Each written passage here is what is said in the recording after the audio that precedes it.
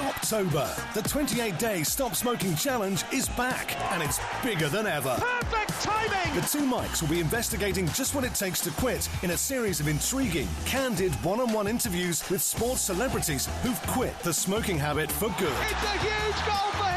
Join the thousands of people who are stopping smoking this Stoptober with the two mics on TalkSport. Come on, join in. Search Stoptober for all the support you need to stop smoking.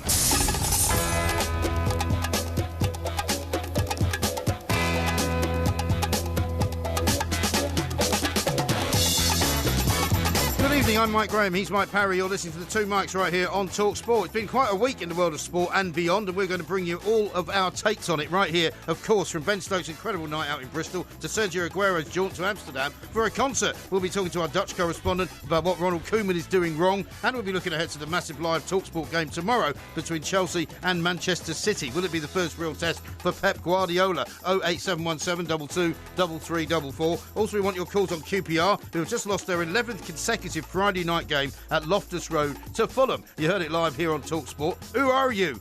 Coming up later in the show, we're doing a special edition of the Porky Quiz, Mastermind style, because tonight one of their contenders' expert subject was Everton. I'm predicting Porky won't do better than he did. And as if that's not enough, we've got winners and losers as well. You're listening to the two mics with me, Mike Graham, and Mike Parry on TalkSport.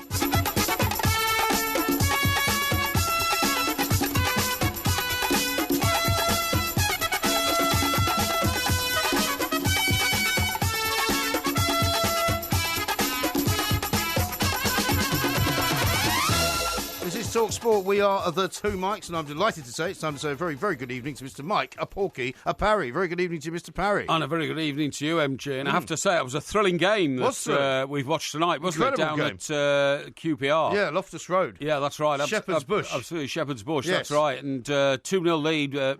Fulham took a 2-0 lead right towards the end of the game. Then 9 minutes added time. Yeah, I can't imagine why there was so much added time. It was a couple of injuries, wasn't it, earlier on? Yeah. And that gave it an added spice because, of course, QPR then got one back. And then we were waiting for the equaliser, which so nearly came. There were a lot of goalmouth sort of scrambles going on. Goalmouth scrambles, balls cleared off the line. But in the end, who are you? Fulham missed a penalty. Yeah. And who are you? Didn't manage to get there. Now, Onion. I'm just wondering. Onion. He called me Onion at school because I got a little lad. No, it was because he kept crying, apparently. Kept crying, aye. Yeah. Now, apparently definitely in the programme to that game, who are you? Yeah. Ian Holloway. Ian Holloway referred to the championship being full of fancy dans. Fancy dans, he said that. Yeah, he said the thing about this league is there's too many teams with a load of fancy dans. A load of fancy dans. Maybe what he needs is to get some more fancy dans. Get some fancy dans, because Fulham had a couple of fancy dans who scored against you. Because the last time we spoke about Mr. Holloway, he had come out, had he not, with his idea of how to play football, which was, we know what we're doing. Yeah. And we know where we're going. Yeah. At the moment, it looks like he's going down into the bottom half of the league. Yeah, well, I'm afraid that's a sad no, it's not a sad reflection. It's a sad reality of what is happening in that Championship League. Very competitive league, of course. Sunderland struggling down near the bottom, as I predicted they would. The old Simon Grayson prediction started to look eerily correct. Not that I want to take any satisfaction out of that, because Sunderland, the big club and all that kind of stuff. No, but nevertheless, that game tonight keeps things alive.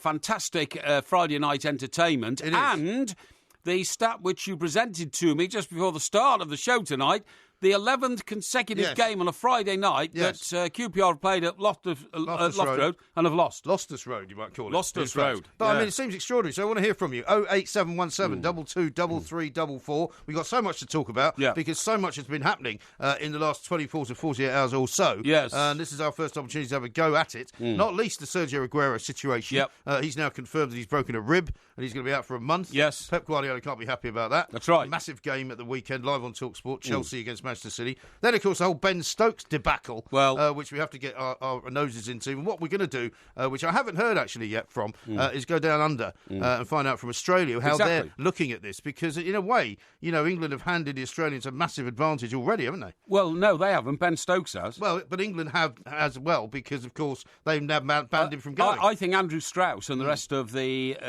what I would call the collegiate of selectors and organisers of English cricket have behaved very, very well. I don't think they could have done anything else. I don't think they could have, but sometimes sports administrators, because they've got a star on their hands, make the wrong decision. They've made the right decision so far. Yeah. But Ben Stokes has shattered completely shattered even if, the Ashes plan. Oh, he has? He can't show his face in Australia. Well, I would think it would be a massive disadvantage to England for him to go there. Yeah, now. of course it would. And even if, for example, and we don't know how the police investigation is going to turn out, even if for some reason it turns out that he was in fact involved in defending somebody, the video would suggest otherwise in the sense of him running down the street, throwing 15 punches in a minute. The video would also suggest that, you quite rightly say, you can take 2 steps forward, put your hand up and say, right, back down, buddy, just back away if you're trying to defend somebody. Yeah. If the guy then backs away and then you chase him down the street and knock him to the floor. Him to the ground, and with a blow that, would not have shamed a middleweight boxer. It was a very good according punch. to what I saw. Yeah.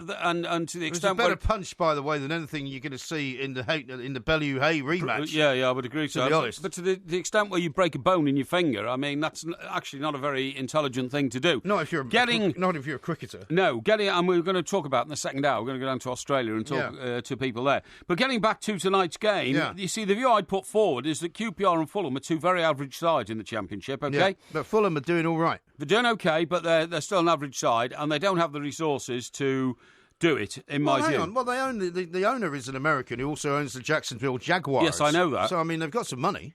Well, have they? Yeah. Have they? He's a multi-billionaire owner. Oh, well, OK. Well, I would say Mike Ashley is a multi-billionaire owner of Newcastle United, but you need more than just a few multi-billions to fund a football club now to get up into the Premiership and compete there. Yeah, but I mean, you might say that I don't know whether or not Ian Holloway's jibe was aimed at Fulham in the programme, but the fancy dans that he's referring to, is he referring to them at Fulham? I don't know. But let's go straight to the phone lines because Ian Holloway is a very colourful character. Yep. We do love hearing from him. We will bring you some of what he says after the game shortly. But let's go to Aid, who's a QPR fan. Yes. Aid, a very, very good evening to you. How are you doing, gentlemen? Yeah, okay there? Very doing well, thank you. Thank you very much for calling in. Were you at the game? No, I watched it on TV, but I try to go occasionally. Okay. I'm an avid QPR fan, for almost 40 years. But, Ian Holloway, I can accept that he played for us, alongside Les Ferdinand, who was the director of football. But you see, I'm afraid his record is not very impressive. No, it's not. Well, also, he doesn't seem to have... there's a lot of heat generated, but not much light, is what I would say.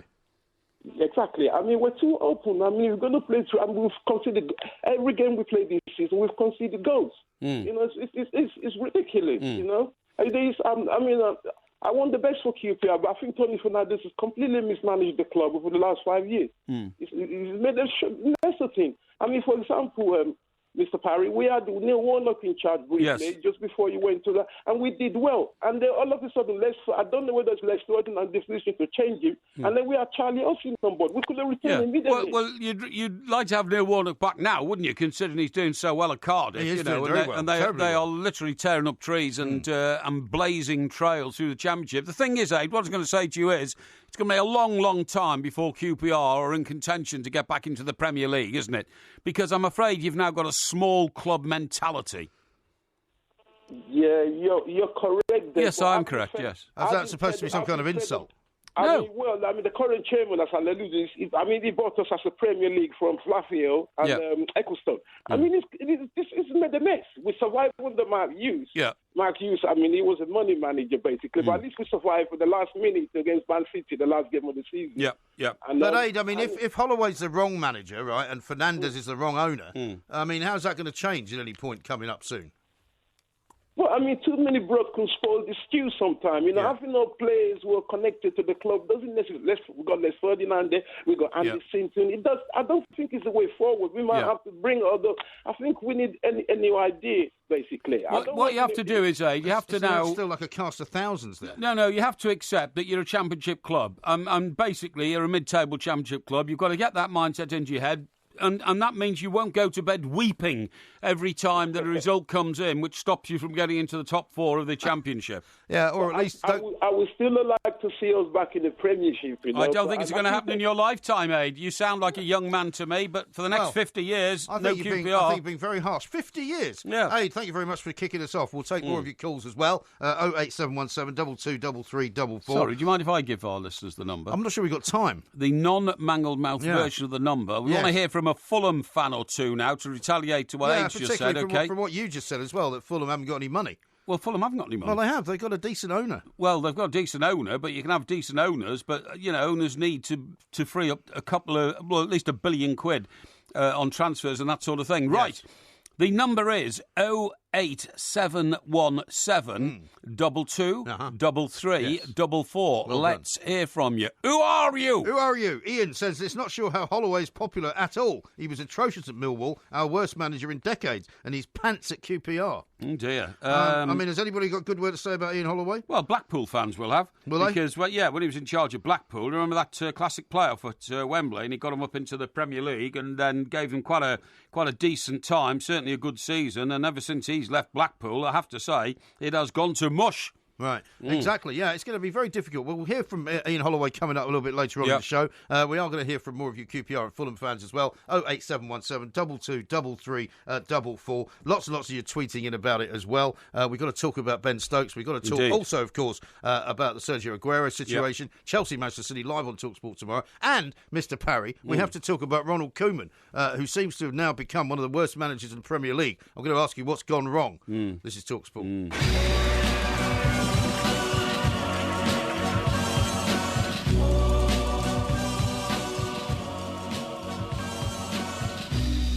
That boy needs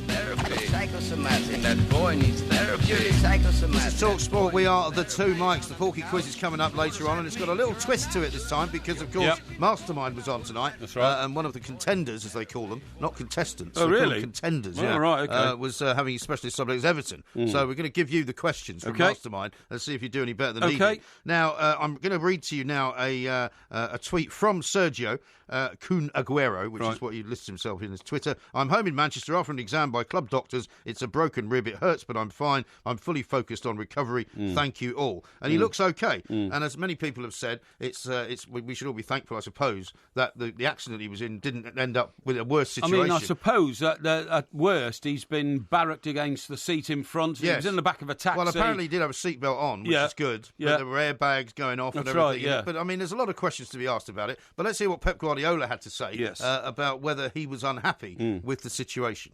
The day off is to be happy. I want the players to be happy. Always, I am a manager. I don't like to train every day because I think the players have to rest mentally, physically, and they can enjoy their lives. And I want my players to have fun.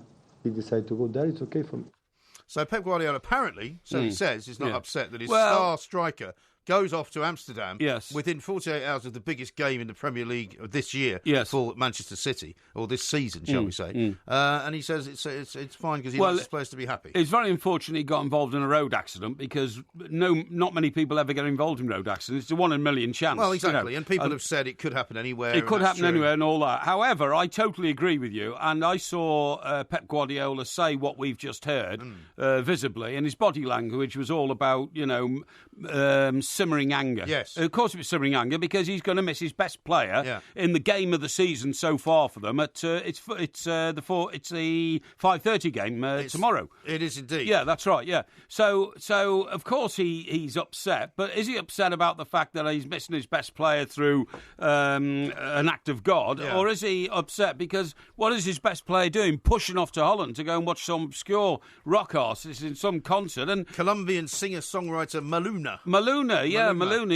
world famous. You got her greatest hits? Yeah, Maluna's greatest hits, that's right. I tell you what, when we were in New York and Paul McCartney was there, we should have flown off to Colombia and watched Maluna performing. It's only about 4,000 miles south. This show is already nearly a quarter of the way through. Yeah.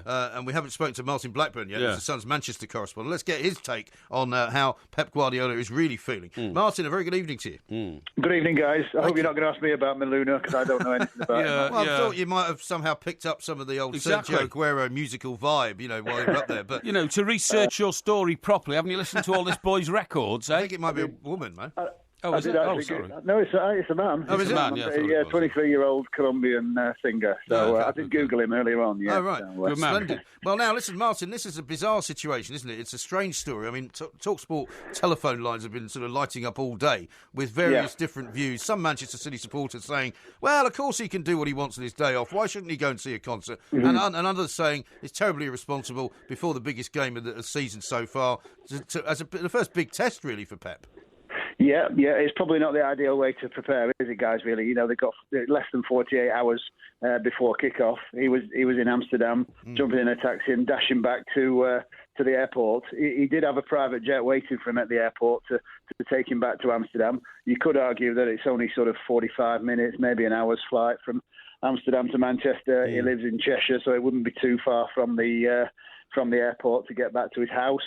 But even so, you can't, like Mike said there, you looked at Pep Guardiola today, and it's hard to believe that he's really pleased with what's gone on in the last 24 hours. Well, exactly, because he's going to go to Stamford Bridge, and as many people will tell you, I think this is the first game this season that City have not been favourites, because Chelsea have been playing brilliantly. They had a great game in midweek. Yeah. He's also missing, of course, Benjamin Mendy, who's now out to April. Vincent Kompany's not going to be playing. I mean, this is a massive game, isn't it? It is. It's a huge game, and the news actually from City tonight is slightly more positive for them. I think the suggestion was it was going to be 2 months for Aguero at least. They're saying tonight that it's going to be between 2 and 4 weeks, which, considering after tomorrow they've got an international break, means that he might not miss too many matches at all.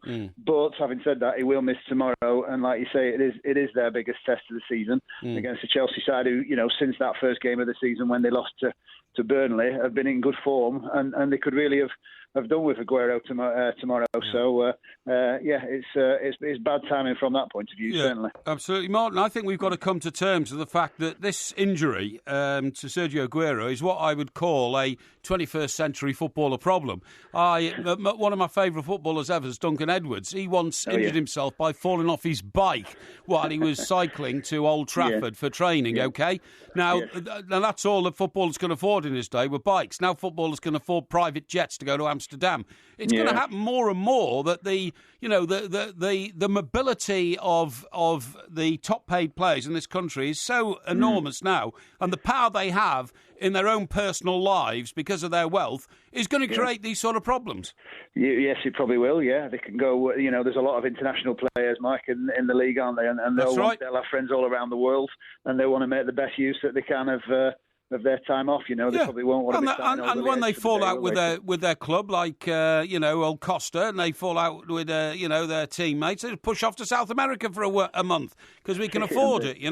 That's the way it's going now, isn't it? So it's Now, how diminished do you think Manchester City will be against Chelsea tomorrow? Because both my colleague here, MG, and myself have both said in our banker bet at the weekend we thought City had a very good chance of taking Chelsea.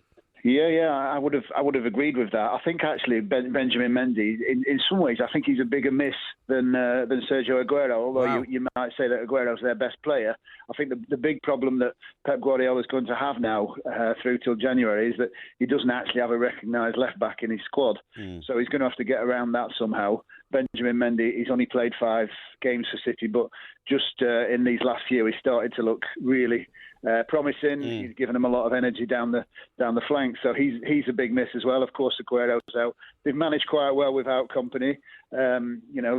Mike John Stones has really had a good season. I'm sure you've got your own views on him. So, oh yes, delighted by that one. Well, Mr. Parry, of course, as he does with any player that leaves Everton, immediately that he left, has now started slagging him off. That's the standard procedure here. Yeah. So they have been very good defensively, City. When Kompany got injured, I think there was a feeling that they were going to have problems, but they haven't been. So they'll be going there and they'll be hopeful of keeping a clean sheet in that game.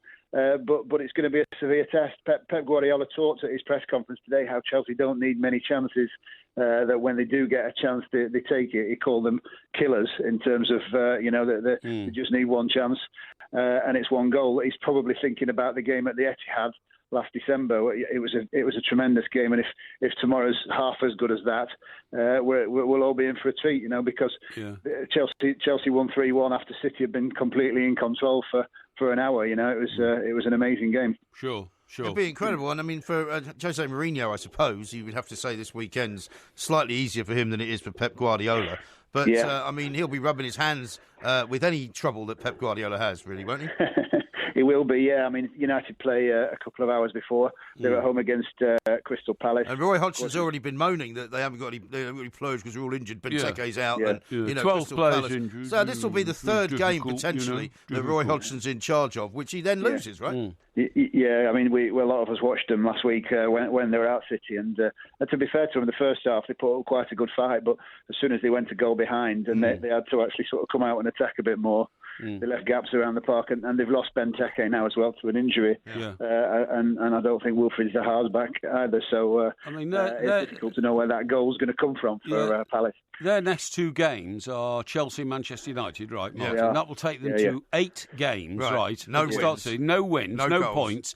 They need a minimum of 40 points, right, to survive. They've only got 30 games left. You can only get 90 points in 30 games if you win every one. So they need to win nearly half their games for the rest of the season, and half of those are away from home. So I would say, I'd make this absolutely bold prediction now. On Friday, September the 29th, 2017, Palace are already down.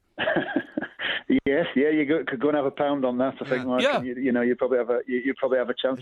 If I were you, I'd put another pound on Everton going down as well. Well, I won't be doing that. However, we do like Palace because we're going there to do a live show on November the 28th when Everton play there. So we wish them the best of luck in their revival. Relegation battle, that'll be, won't it? Well, it will be a bit, yeah. Martin, listen, we've got to leave it there. Thank you very much indeed. Martin Blackburn, the Sun's Manchester correspondent. We've got loads of calls to take. We're going to take them all very shortly. 08717 223344.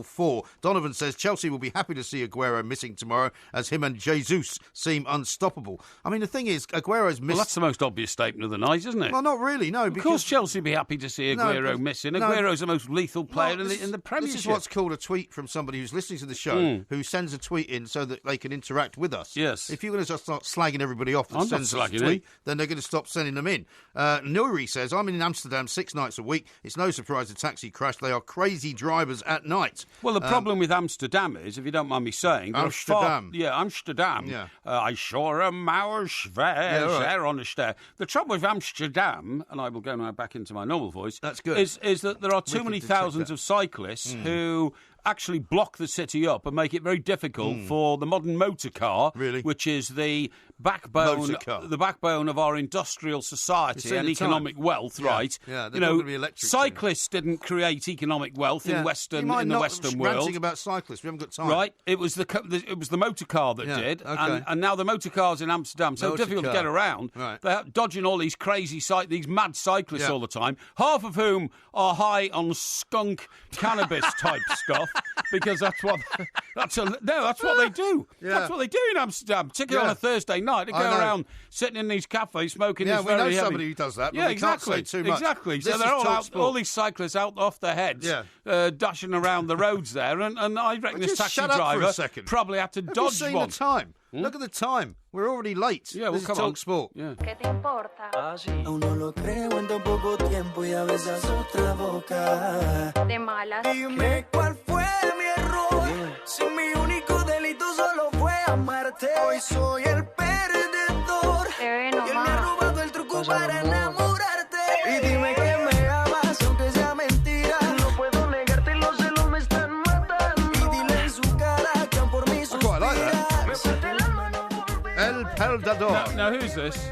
Who do you think it is? It's Maluma. Yeah, it's okay. Now listen. Maluma is Sergio Aguero's favourite band. Yeah, listen. Singer-songwriter. No, he's a bloke. He's a one-man band. Well, he's a singer-songwriter. But the thing is, he's not a one-man band. He doesn't have one of those one-man band outfits. This is all this Bolivian pipe music garbage, isn't it? What? You know what I mean? All these people standing around playing these pipes. No, incorrect. You know where they get these pipes The pan pipes. They whittle them out of like wooden reeds and all that kind of stuff. You know what I mean? Yeah, they do. It doesn't sound anything like that. No, it is. It is. It sounds more like a modern-day sort of crossover song, which is mixing a little bit of reggae, mixed up with a little bit of sort of, Enrique Iglesias. Sounds like a load of garbage to me. Yeah, well, you have no musical taste. I have musical taste, but I mean, what I'm saying is, to risk going to Amsterdam and get yourself a broken rib to listen to this drivel is one of the issues that Aguero will think about when he's retired and say, yeah, that was not my best decision. OK. Well, let's talk to some QPR fans to find out whether ORU has been making the right decisions. Yep. Dan was at the game. Dan, a very good evening to you. Evening, Mike. And Mike. Welcome. Yeah, hi, Dan. Now, what do you make of old Ian Holloway? Is he doing it right? Is it down to him? Is it down to the owners? What's the problem? Well, I think he's doing a pretty decent job. This season anyway. I live in Manchester and I've been QPR fan for 25 years. Come down with my lad today, and I actually like the way they're playing this year. Okay. I mean, it was a very exciting game. It was one of those games that sort of had everything. I mean, I don't see QPR playing that much, but if it's like that every week, you must be thrilled. Oh, definitely, yeah. Like I say, we've seen half a dozen games this year, and I've enjoyed every one of them. We've been unlucky in some, and it was quite exciting to watch going forward. And the trio in midfield, Scowen, Freeman, Luongo, having their brilliant season so far. Yeah, but Dan, I would say your whole attitude about, who are you, hasn't done too badly so far this season.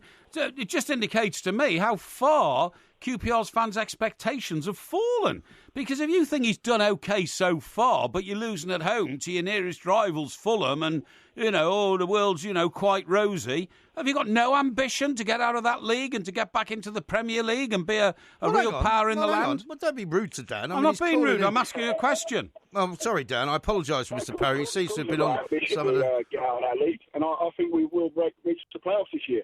You think you'll reach the playoffs? Yeah? You've been smoking some of that Amsterdam skunk, have you? Maguire, yeah. Alongside them. All right, Dan. Well, listen, thanks for the call. Let's talk to Ed, who's also a QPR fan. I think he was at the game as well. Ed, very good evening to you. Hi. Yeah. Hi, good evening, Yeah, so what's all this about Fernandes and the owners not getting it right at QPR? I don't really understand how people can kind of blame Fernandes when, 3 or 4 years ago, Fernandes was pumping millions in and people were complaining he's buying the wrong players. And now this season, we've got a negative net spend and people are complaining of Fernandes, he's not spending any money. But, every player Holloway's brought in since he came in last January, every single one of them, 8 players or so, every single one of them has improved the squad. I don't really understand kind of what people want. No, I think you're right. I mean, there are some people who just always want the owners who are the current owners out, and I don't know what they envisage as the new owners and who they would be and what they would do differently. I mean, we just can't. It's ridiculous. We can't. Reading are paying $8 million for a Luco. We can't do that. What I don't really understand is we made some really quality signings in the last year, and people are still kind of getting on Holloway and Fernandes' back. Well, are you a season ticket holder, Ed? I am, yeah. Yeah, OK. Well, in that case, you are a shareholder of the club. You put your money in, it finances the club, OK? And you've probably been doing that for years, and you deserve a reward on your investment. And, what you do is you support Ian Holloway doing his job by paying his wages, basically. That's what fans do. Not only with your season ticket, but by your subscription to Sky and that kind of thing. So you are in position to be able to say, I want more, I want better results, I want more success. Well, yeah, but it's something ridiculous about it. The squad's just not good enough. What do people like Wolves spending $15 million on Ruben Neves, we're not going to do that. That's just ridiculous. And do you view Fulham as a wealthier club than QPR? Not necessarily, no. Well, you see, you used to be, but you had a bit of reckless spending, and reckless spending, immediately when it's recognised as being reckless, means there's no spending, and that's where you've arrived at. Well, yeah, but I don't really understand. What do people want? Do people want him to pay $10 million for unproven players who might, it's I don't really get what people want, and also about kind of Fernandes and Holloway, and what you're saying to the previous caller, kind of about our ambition. Yeah, kind of, there were 10 teams in this league who have spent, upwards of £10 million. You look at Villa and they've spent, Bruce has spent something absurd in the last year on players. There are 15 competitive teams in the division. And, I don't really know what people kind of ask for. Like at the game tonight, defensively, we were pretty shambolic, but we had, Hall, Anua, Perch, all 3 starting players. All missing. We had to play Robinson at centre-back, out of position. Baptiste, who's, he's a free agent, who we only really got as cover because so many players were injured. Going forward, in that last kind of 9 minutes. That was amazing. 9 minutes. I mean, QPR could have scored about 4 goals. Yeah, but you see, you keep going on, Ed, about, I don't know what people want, I don't know what they expect. What they expect is that the owner of the club, who was very bombastic in his ambitions and beliefs when he first took the club over and getting very involved publicly with stadiums and players, new stadiums and, philosophical statements, he's gone very quiet now because he realises football's a business where you actually have to hire people who know what they're doing to do the business, and that's what the fans have to demand. Yeah, but okay, fine. Maybe he was a bit over-ambitious at the start, but what's wrong with him? He's putting money into the club. He wasn't the one. Hang on. The problem, Ed, here is that Porky's having a go at QPR fans for not being ambitious enough. Yes. Now he's having a go at the owners for being too ambitious. You can't have it both ways, can you? Well, I don't mind anybody being ambitious if they're ambitious in the right direction, but foolish ambition leads to failure. He's not. Hughes was the player who was the man who bought all the players. Fernandes was just writing the checks. Fernandes, fine. Maybe he didn't have the football know-how when he first took over, and he probably was a bit ambitious and a bit deluded. Paying all these money for all these players. Yeah. But why is that Fernandes' fault? Well, it's his fault because he was recklessly, I agree with that. Recklessly driven by this, this balmy feeling of being, a Premier League football owner. Yeah, I think Ed's right. I think Ed gave some made some very good points there, and was cruelly shouted down. As a fan. Cruelly shouted down by you. Anyway, let's have a listen to what Ian Holloway had to say after the game, because he was talking to Talk Sport. You got to take your chances, Tone, and then you got to stop them. After we've let a penalty miss, I felt the momentum was with us. I felt we had the right people out there who were fresh enough to try and... But you got to do the other side of it as well. You can't just go rushing forward to try and get a goal to get back in it. We went a bit gung-ho and they'd gone and had a touch on the edge of our box with a square ball. Just one ball down the line. Lynchy dealt with it. It comes inside, square. So where's my midfield? And gutted, to be honest, because he can have a touch and then slot it in. So we got that wrong, but after that, again, we kept going, and I can't believe, stood here right now, that we haven't taken at least one of the chances that we created in that last mad 9 minutes. To be fair, 9 minutes did them a favour. Could have been 15. Could have been 15. He sounds a little bit more sedate than he normally does. A couple of quick tweets for you. Sean has tweeted in at the two mics. It sounds like Porky's been on the super strength skunk tonight. Jane says, who's rattled old Porky's cage tonight? Being very rude to the callers. No. Needs a dry slap. No, not at all. And Richard, on the subject of QPR, says, Mark Hughes threw away around 200 million at QPR. Now we have invested in our scouting network, so progress will now be slow but steady. Yeah, well... So that's good, isn't it? Slow but steady is slow. Steady as she goes. No, not steady. But it's better than going backwards. No, slow but steady is always liable to be slow but U-turn and reverse. I'm telling you. Okay. Tom here says, listening to Porky and his rant about Dutch taxi drivers being high on a Friday night, actually said on a Thursday night, it doesn't get much better when you're a loner. I'm not quite sure what that means, Tom. I don't know what that means. Lie in your eerie, bed sit somewhere listening to Talk so rude Sport. To everybody. Well, I'm you not. might be nice to anyone here tonight. No. Now, finally, Adrian says this. Can I get a belated happy birthday, 37, on Tuesday? I was at the live show with you in New York City, and there's a picture of you trying to get into our dressing room to prove that he was there taking it. Let's have a look. Remember that? Remember there was a keypad. Oh, yeah, it was a keypad. So I wish him a happy birthday. And who is this again? Adrian. Adrian. Is Adrian his father or the son? Well, I don't know. It's him. Oh, it's Adrian himself? Yes. Oh, Adrian, I want to say thanks very much indeed for coming to see us in the city. Yeah. In NYC, that is. And have a great life. 37 today. Coming up next, we're going to talk about Ronald Koeman, who's not having a great life. He's having a nightmare over at Everton. This is TalkSport. I'm going slightly mad. I'm too long in this job to lose my confidence. But yes, worried about the situation, how we can turn around it, but not that I have enough confidence to be the same manager what I was in the last 6-7 years, that I was successful.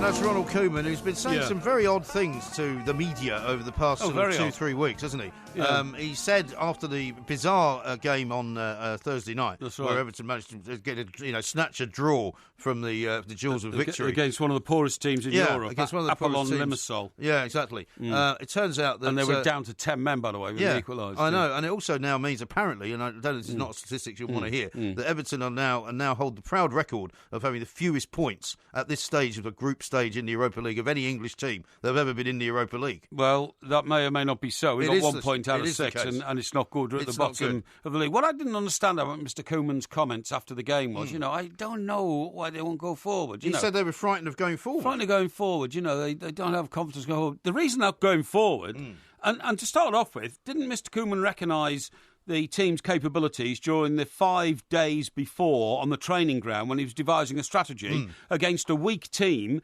from, Cyprus. Exactly, a small European footballing nation. Yeah. But the thing that most bugs me is that if he's saying, I don't know why they're not going forward, doesn't he realise we haven't got a player in the team who is going forward? No. Nobody's running from midfield to the forwards. No. And we don't have any forwards who are there. Right. And they must practice that, presumably. Well, you would hope so. I mean, wouldn't you say one of the principal things you do in training is, right, how do we get the ball from the back to the front? Yeah. Quickly and efficiently to give us opportunities to score goals. Yeah. Now, Leighton Baines, of course, used to be a rampaging defender who would run forward, he'd cross his over, he'd take free kicks. And I think the defence has become so shaky, I think he must have been told, you can't do that anymore. To do it, yeah, exactly. In which case he is frightened to go forward. Well, of course he is, because he might open up a gap at the back, which is not being covered by people like Jagielka when Jagielka was in the middle, when John Stones was in the middle. Perhaps he's frightened now that the new defensive setup is not good enough to cover for him when he goes forward. After the summer of spending that went on and the signings that were made, everybody thought this was going to be Everton's year, and you were one of those people. Let's talk to Marcel van der Kraan, who is, of course, our very favourite Dutch football expert. Because we need to try and get inside the mind of Ronald Koeman, I think. Yeah, we do. Marcel, a very good evening to you. Thanks for joining us. Yeah, hi, Marcel. Good evening, guys. How are you? Yeah, very well. Now, you'll know Ronald Koeman reasonably well, I would imagine, from his time at the various clubs that he spent time in Holland. And, he's a very kind of pragmatic type of guy. We've learned that apparently he's quite a disciplinarian. We know that some of the problems at Everton stem from his reaction to some of the players. But what's going on with his failing rate at the moment? I think Ronald will never be a different coach at any club where he works. He will always be in the same sort of mood. He looks grim at the moment. I can always tell by the face he has after a game, and what kind of mood he is with players. He never takes it out of the media. He may come across sometimes a little bit, I won't say bitter, but short and very straight. But that's Ronald for you. He has never been a poor tactical coach. I've heard you just heard you speak about why don't his players go forward. If there's one thing in his whole career as a manager, is that he does want players to go forward, and he does have a little bit more of a realistic way of following the Cruyff style than Pep Guardiola, or there's a Dutch guy, Peter Bos, who used to coach Ajax that way and who's coaching Borussia Dortmund that way. Yeah. And he says, well, they were almost like crazy followers of Johan Cruyff. And he says, I'm not like that. He said, I like to attack. I like to play a Dutch way. Yeah, but you see, Marcel, I don't get this. I mean, why is he shaking his head after a game saying, I don't know why my players won't go forward. They have no confidence. It's his job to devise a strategy and encourage the players to go forward. The problem is, in this great buying spree across the summer, Everton have done all their business, he didn't buy players, A, who are forwards, or B, who are attacking midfielders. We've got a load of midfield players, but none of them have got any speed. Signing old Sylvie Giderson, what's his name? Gylfi Sigurdsson, thank you very much indeed. Yeah. It's all very well That's signing the him. dyslexic version. Yeah, but he doesn't seem to be able to power forward. We don't have a Steven Gerrard type figure. I can see your point, and I think you're right there. But I think what he's actually showing, what he's actually saying, and maybe also not being able to ventilate his anger as much as easy in English as he would probably speak it in Dutch. But although he commands the language quite decent, I think. But I can see a certain element of frustration in his whole expressions because of the team not gelling enough, not working out what he wants. Why are the team not playing how he got Southampton playing? Why are they not playing how he used to, get his team in Portugal playing when he was with Benfica?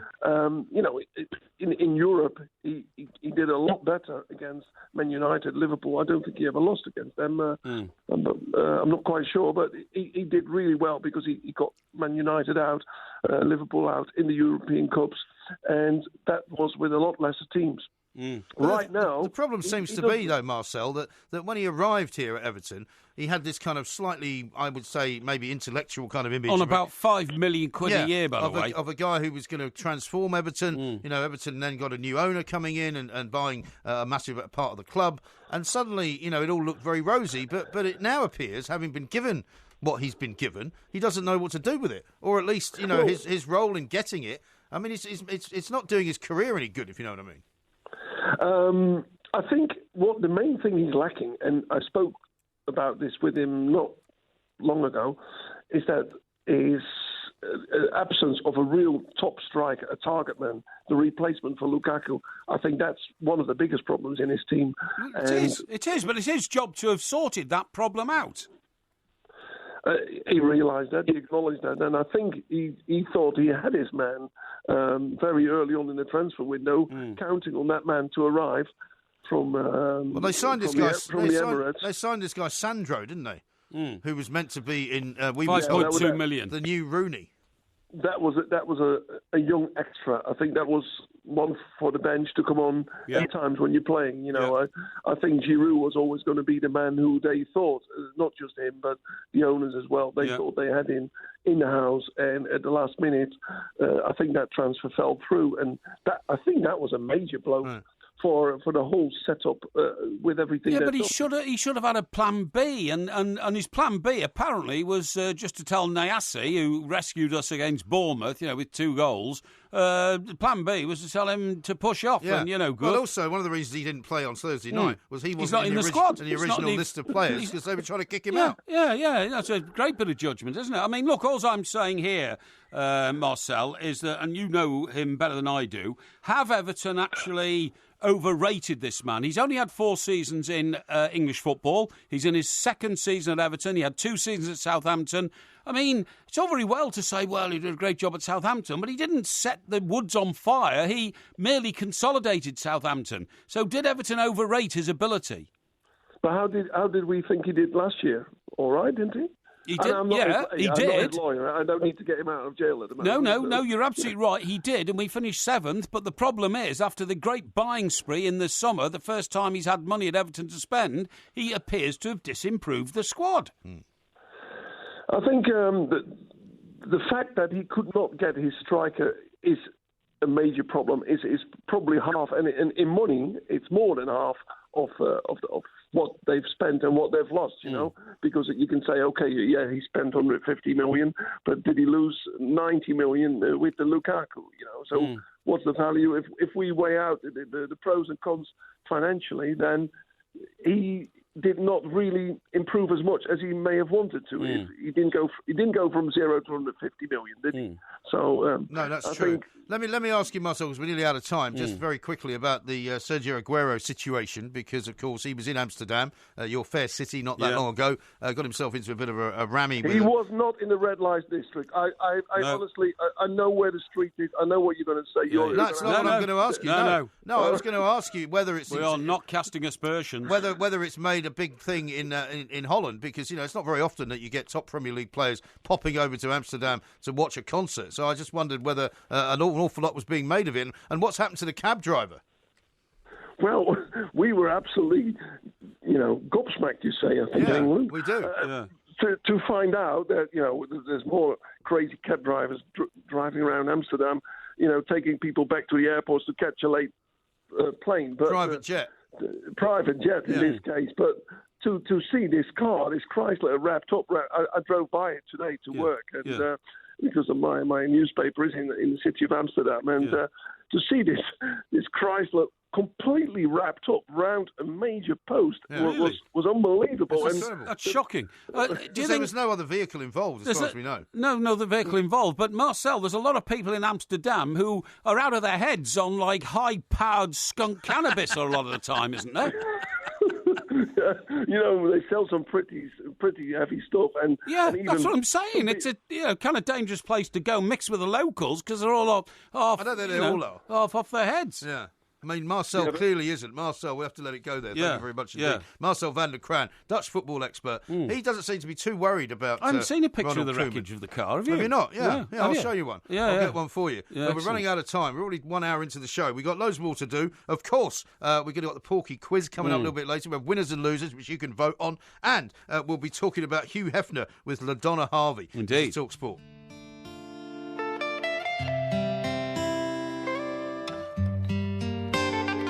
Maluma, baby. Apenas sale el solito te vas corriendo.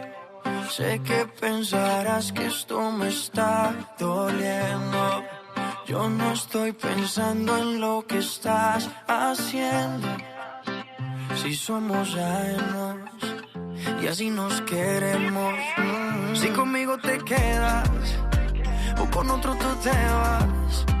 No me importa un carajo porque sé que volverás. See, does this not conjure up a sort of a smoky scene somewhere near Medellin as you sit there, Medellin, munching on your coca leaves? You mean the home of the cartel? Yeah. Yeah, it's a city the in Colombia. capital of the world. It's a city in Colombia. Yeah.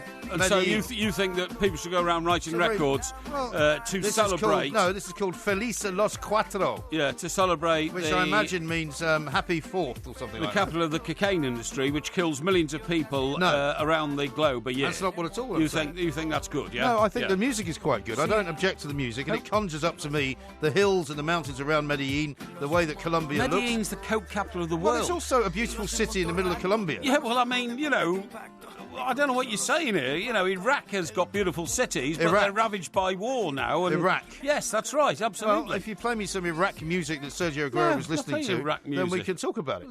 You seem to be being very, very erratic this evening. I think. Are you sure you haven't been on the Red Bull all day? No, definitely not. There's something very, very wrong going on. I haven't had any Red Bull for about 6 months. Have you not? I've decided that it was. Well, maybe you should go back on it then. Too powerful an ingestant. Stimulant. To be happy with. Is that right? Now, I've got a couple of announcements to make for you. Okay.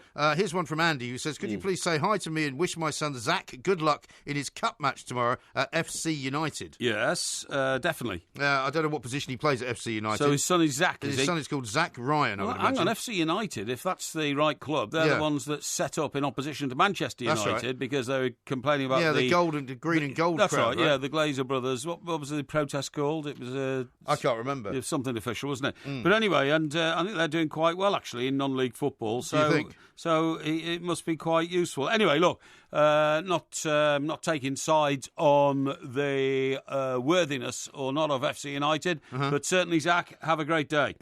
Jason says, what a relief. I thought Porky was going to do his full Dutch stand-up routine while he was talking to Marcel van der Kraan. Unfortunately not. Well, I tell you, I thought it was very interesting when Marcel said, what you guys in England call it? You say... Well, he used a fantastic English expression. I forgot what it was. Yeah, gobsmacked. Yes, you're gobsmacked. Yes, gobsmacked about you. Yes. Donovan says he's slated QPR, but they used that philosophy of chucking money at players who turned out to be complete rubbish. I think he's suggesting that's kind of what Everton are doing. And then Chris says, Porky, the Donald Trump of football punditry. Yeah. Inconsistent, rambling, narcissistic. I think Need not. I go on? I think not. Scuzzlebutt says, Sylphie Gigerson, genius. Yeah, that's right. Yeah, Gylfi Sigurdsson, I absolutely meant. But don't worry about that. Now, I've got to read this to you because this is the most magnificent thing I've read in a very long time, and it tells you about the calibre of the sort of people that like our show, and the sort of people that are coming to our show in December, right? Because you know that the Hay Bellew fight has been re-announced, right? Yeah, I know. Yeah, the second Hay Bellew fight, and already we're getting people. Because on the same day as our Christmas party show in Shepherd's Bush at Shepherd's Bush Empire, right? Is it? Yeah, on the Sunday. It's on the same day, 17th. Yeah, so a lot of people are saying, where are we going for the after party to watch the fight. That's right, because absolutely. we'll be off stage probably long before they get to where is the fight taking place? It's at the O2. It's at the O2. So it's at the opposite end of London. Yeah. Now, what time does our show start? 7:30. I would imagine we'll be off the stage by about 10:30. No, probably 10. No, 7:30 start. We'll be off the stage at 9:30. No, it won't be that early. No, we're off the stage at 9:30. No, it won't be that early. early. Yeah, we will, don't worry. Well, I'm not worried about it. We'll be out of the building at 10:30, that's right. My point is basically that, we'll be done long before the Yes, that's right. fight. That's right. So if people want to go and watch the fight as well as coming to see us, yes, that'll be great. But listen to this, right? My name is Karina, and I live in Bournemouth with my boyfriend Paul. Okay. Paul loves your show and has listened to every one of your podcasts. His obsession is so strong that even his teenage children are familiar with phrases like champagne elite and bladderation. Right, When good. Paul found out about your live Christmas show, which happens to be 2 days before his birthday, he was ecstatic. However, his happiness was short-lived as he realised he wouldn't be able to go because our trip to Sri Lanka has wiped out his holiday allowance with work, and he'll need the Monday off work as we live in Bournemouth, and experiencing maximum bladderation is essential. Also, we get back from Sri Lanka late on Saturday, the day before your show, and we'll be super jet-lagged.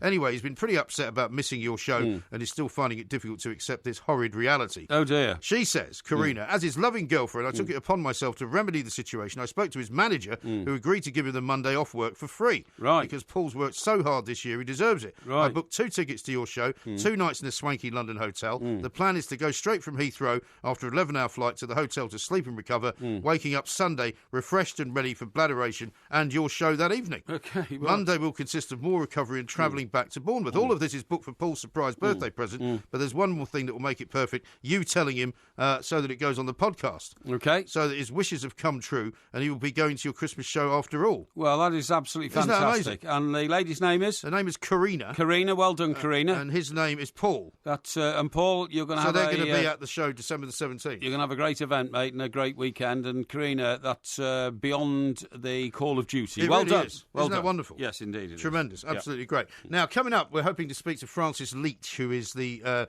broadcaster and journalist down at ABC in Australia. Yeah. You may have been into their studios when you were down there. I don't know whether you have. Sydney, Australia. Yeah, could have been, yeah. The Australian Broadcasting Corporation. Yes. They're a bit like the BBC. That's right. Only a bit more interesting. Anyway, because we want to find out basically from him precisely how the Ben Stokes scenario has gone down in Australia. And how it we were pans talking out about down it. there, you're right, because we were talking about it a bit earlier. Yes. What I've said is basically England have kind of handed Australia a minor victory already. Yeah. And I know you said it's Ben Stokes' doing, but it is. Of course it is. I was listening to Nasser Sain today, and he was a distinguished England captain. I think, actually, Nasser Sain, during some sort of lull in an Australian tour, an Ashes tour, he came home because his wife was having a baby. Yes, I think I remember you slagged him off for I think I did, yeah, and I think I said, no, you should have stayed with it, whatever. But anyway, he made the point that going to Australia as an Englishman on an Ashes test tour is difficult enough when you have got no baggage with you. Yes. Because the Australians will slag you, they'll slate you, they'll sledge you on the pitch. Yeah.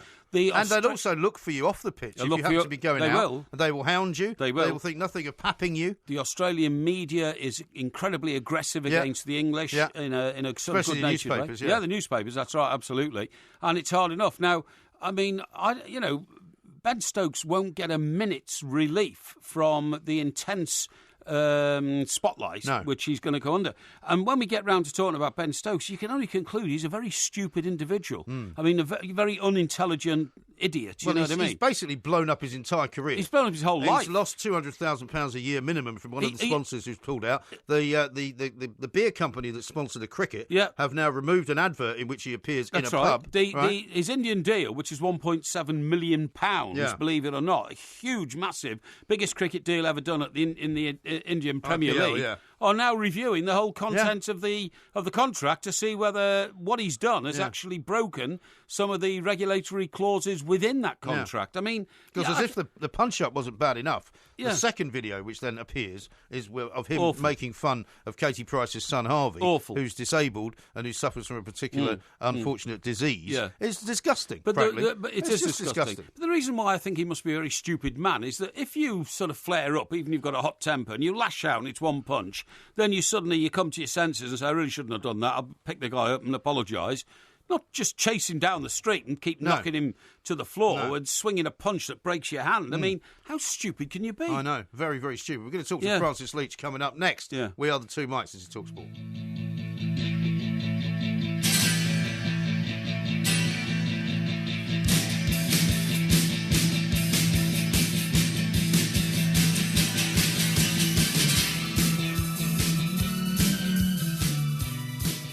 TalkSport, we are the two mics. Porky Quiz coming up a little bit later on in the next hour. It's going to be a Mastermind special because there was an Everton fan on Mastermind earlier on this evening. He was given a series of specialist questions on Everton. I'm going to give those questions to Porky and see if he does any better. I suspect he will not. However, right now, the big question a lot of people are asking is what on earth was going on in Ben Stokes' head? Let's talk now to Francis Leach. He's with ABC down in Melbourne, Australia, and he's going to tell us, I'm sure, that it's a massive boost to the Australian cricketing fraternity. Ahead of the Ashes this guy, test. ahead of the Ashes, is not going to be there. Francis, a very good evening to you and welcome. Gentlemen, how are you? Very well indeed. Very well indeed. Long time no speak. Now, I was describing you to my broadcasting colleague here, Mike Parry, as one of the more moderate Australians. Fair-minded. Fair-minded was the words that I used. I said, Francis is not one of those guys that's going to, champ at the bit to get down everybody's throat and start calling everybody, whining poms and all that. However, how is this story playing down there for a start? Well, Mike, it's more of a sense of alarm about the circumstance in which this occurred. Look, there's a really solid and ongoing conversation in Australia about violence and men drinking, and the combination of the two, and a campaign to stop one-punch deaths. There have been a number of those incidents in Australia in recent times involving sports people. Right. And so it's been seen more through that lens about, another, doesn't matter that he's a test cricketer, but another young man out late at night, drinking too much, and then getting involved in a fight where the consequences could have been diabolical for both people participating or anyone participating in the fight. So it's seen through that lens first and foremost, and once again reignites a conversation here about the relationship between men, alcohol and violence. And then it's also seen through the lens of what will be, the Ashes series, which starts in late November, and Ben Stokes being seen as England's best player and their trump card if they are to be competitive here, and a support to your very fine but maybe aging fast bowlers and Jimmy Anderson and Stuart Broad. So, obviously it's a terrible blow to Trevor Bayliss. I've been reading things that Trevor's been saying in the last 24 hours about how this has been one of the most difficult things he's ever had to deal with, including, having been involved in caught up in a terrorist attack while he was coaching cricket in Pakistan 8 years ago. So that's how difficult it's been for him and the England cricket setup. And, even if they do select him, there are questions as to whether he'll be allowed to enter the country. Yeah, well, that's absolutely right. It's all very well, to be honest, talking about, young men drinking all kind of stuff. But at the end of the day, what we're saying here, Francis, is that the Australians have now a massive advantage because probably our best player and our vice-captain and a guy who can turn a test match will almost certainly now not take place. So surely the country's rejoicing at England's misery, aren't they? I mean, you should be. I probably will be when the cricket actually starts. I guess it's happened at a time when it's right in the middle of the end of our football codes season. So we've got the two grand finals this week, and the AFL grand final, the Australian Rules grand final at the MCG today with 100,000 people there, and then the National Rugby League grand final will have a huge crowd tomorrow in Sydney as well. So I guess that's a bit of a distraction. Attention hasn't really turned to cricket, but his absence will be noted. I mean, he announced himself as a cricketer in Perth. I was lucky enough to be there when he batted with a brilliant century rearguard action in that Test match in 2013 when Australia was with England apart. He was the one standout, and since then he's emerged as your trump card, and that one sort of cricketer we'd love to have, we still haven't found, which is a fast bowling, batting all rounder. So it's a massive blow to England's chances. And of course he's a Kiwi originally, so there'll be a bit more grist to the mill, won't it, for the Australians to rub their nose in the dirt. Oh, we're so used to the Commonwealth team that you put together to send out here to play for England. To play people from all over the world to get an opportunity in the three lines. That's true. And I mean, it's interesting what you say about the attitudes of people as well, because there is, a lot of people. I mean, we talked to a couple of people down there on a sort of bi-weekly basis, I suppose you might say, and there is a movement, you would say, in Australia to remove the old-fashioned image of the kind of swashbuckling cricketers, the rugby players who will do anything to win a game, that kind of thing. I mean, is there something happening in Australia where it's being sort of, shall we say, brought into the 21st century? I don't mean to be unkind. No, absolutely right. I mean, the Australian cricket team does have a culture, very aggressive culture of not taking a backward step, and I think that won't disappear, and probably shouldn't, but it needs to be moderated. I mean, there's no doubt that times they've overstepped the mark, and they've behaved appallingly themselves. Who can forget that David Warner, who's now a great statesman of the game, during the whole dispute between Cricket Australia and the Players Association, he was remarkably the most articulate and strong public advocate for the player's position. I mean, he's matured enormously. But we remember he was involved in that incident with Joe Root in England a couple of years ago. In Birmingham, that's right. In Birmingham, it's a late-night brawl in a wine bar or something. Yeah, no, absolutely. I mean, look, there is redemption. There's no doubt about that, Francis. But this guy, what he's done is so appalling because, initially you hear about a brawl and it can... Look, professional sportsmen get goaded by members of the public who want to then go home and say, I gave it to Ben Stokes or I gave it to Wayne Rooney or I gave it to Shane Warne or something like that. But if you've seen the video, this is a mass brawl in the street where Ben Stokes would not stop imposing violence on another person, whether that person deserved it or not. It was completely disproportionate to whatever started the row. Absolutely right, and that's why here there's no discussion about cricket in relation to this, because most people see that video and go, well, that is well beyond the pale. Yeah. And it's it's quite confronting. It's more that issue that dominates rather than the cricket stuff, but there's no doubt that given his importance to this English cricket team, that if he's not here, it's going to be so much harder for them to win. Not that the Australians are playing that well at the moment. I mean, the one-day team's been struggling in India. The Test team has had a moderate year, to say the very least. But at home, they're very difficult to beat. They've got a full retinue of fast bowlers, which looks like they might. If James Pattinson get back, they're going to be very hard to beat at home. So, stay with us for a second, Francis. Just wanted to hear what Darren Gough had to say this afternoon on the Drive show with Adrian Durham. I wouldn't take Ben Stokes to Australia. I wouldn't at all. I don't think it'd be the right message to send out. And I think also to look after Ben himself. Because Ben goes to Australia with everything that's going on. He's getting married, remember, in 2 weeks' time. And then he'd go be straight off to Australia, having just got married, with his head. It would be a mess. It would be a mess. And this will affect him. This will affect Ben Stokes. Now, the best thing for him is give him the time off, just got married, let him sort his career out, let us get to the bottom of everything that's gone on in the last week or so, which is a lot. There's a lot to digest.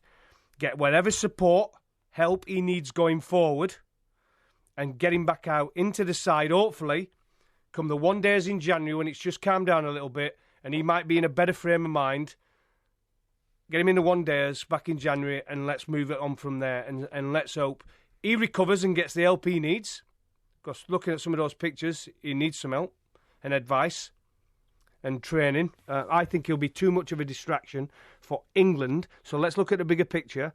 England are going to win the Ashes with Ben Stokes in the side, which I want to see because I think he's an absolutely superb cricketer, one of the best in the world. England are miles better with him in it. But it's going to be such a big distraction. Every single day it's going to be the Ben Stokes show and talking about it. Leave him out. Interesting times, Francis, because, I mean, Darren's very open about how different it was when he played cricket at the top level. He said, we weren't athletic in the way that they are now. You can't behave like that. I mean, aside from the seriousness of what's happened. But, when you hear Darren Gough talking like that, it's that's the way it has to be. Yeah, I think so. And it's also a values test for English cricket and sport in general. I mean, at what point do we say, we can't have you representing our country because your behaviour doesn't warrant that great privilege? And I think this is certainly one of those circumstances. Yeah, it definitely is. OK, Francis, thanks very much indeed. I mean, the point is... Adelaide-Richmond, by the way, is in the AFL Grand Final. Are you going to be there, Francis? I am going to be there. It's a big day here. Richmond Football Club's a huge football club in Melbourne. They haven't won a title since 1980, so 37 years wait. Oh, and there's been a lot of emotion around town this week for this old working class club getting back to the big day. Fantastic. They sound like the Everton of the AFL, don't they? No, not at all. Haven't won anything since the 80s. Not going to rise till that. Everton won the FA Cup in 95. So there you go. Listen, the other thing we haven't sort of discussed with our millions of listeners is that Ben Stokes has got a history of this in a very peculiar way. Yeah. So in a test match against the West Indies in the summer, he actually goes out until 3:25 in the morning, not in between test matches, not after the test match had finished, like this was the night after the one-day international, so he wasn't doing anything the following morning. The following morning, when he was out till 3:25, he was still a member of the England team involved in a test match. The fact that he'd batted that day and had been dismissed at the crease, I think got 60 or 61 or something. Well, it was unlikely to be batting the next So he wouldn't be batting the next day. Later on in the day he may have been fielding, or whatever, but he certainly didn't need his eye in for the batting and all that. Meant that he felt free to go out till 3:25 in the morning. It was then covered up We're not quite sure by who. Right. And it was reported back to the authorities. Well, he got back to the hotel at midnight. Yeah. What on earth was he doing out anyway? But what on earth were the authorities thinking by not throwing the book at him? Because people have said, because of that, he felt like he could do it again. He'd do it again and do it again. Now, funny enough, Gareth Southgate has been talking the last couple of days about what he will expect from his squad in Russia. Oh, yeah. There'll be no nights out. Pep. I mean, it's unbelievable that the manager of an international team has to say, and by the way, in the middle of a tournament in which we're going to try and win the World Cup, I've decided the boys can't go out and get inebriated on a nightly basis. Why would you need to say that? Well, because we've seen what players do. Yeah. Unfortunately, it might be called the English disease. You'd have to say. I mean, Sergio Aguero got himself into a bit of bother, but it wasn't because he was out on the lash. No. It was because he went to see a concert. That's right. But we'll talk some more about that coming up. This is TalkSport.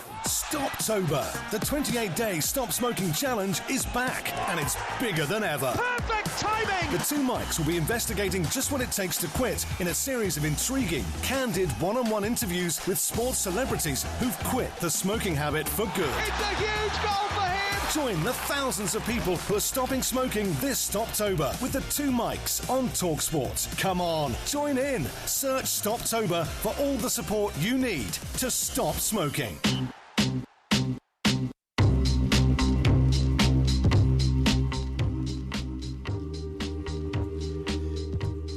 OK, folks, I want to tell you we've joined forces with Stoptober to get as many people as possible to quit smoking for the whole of October.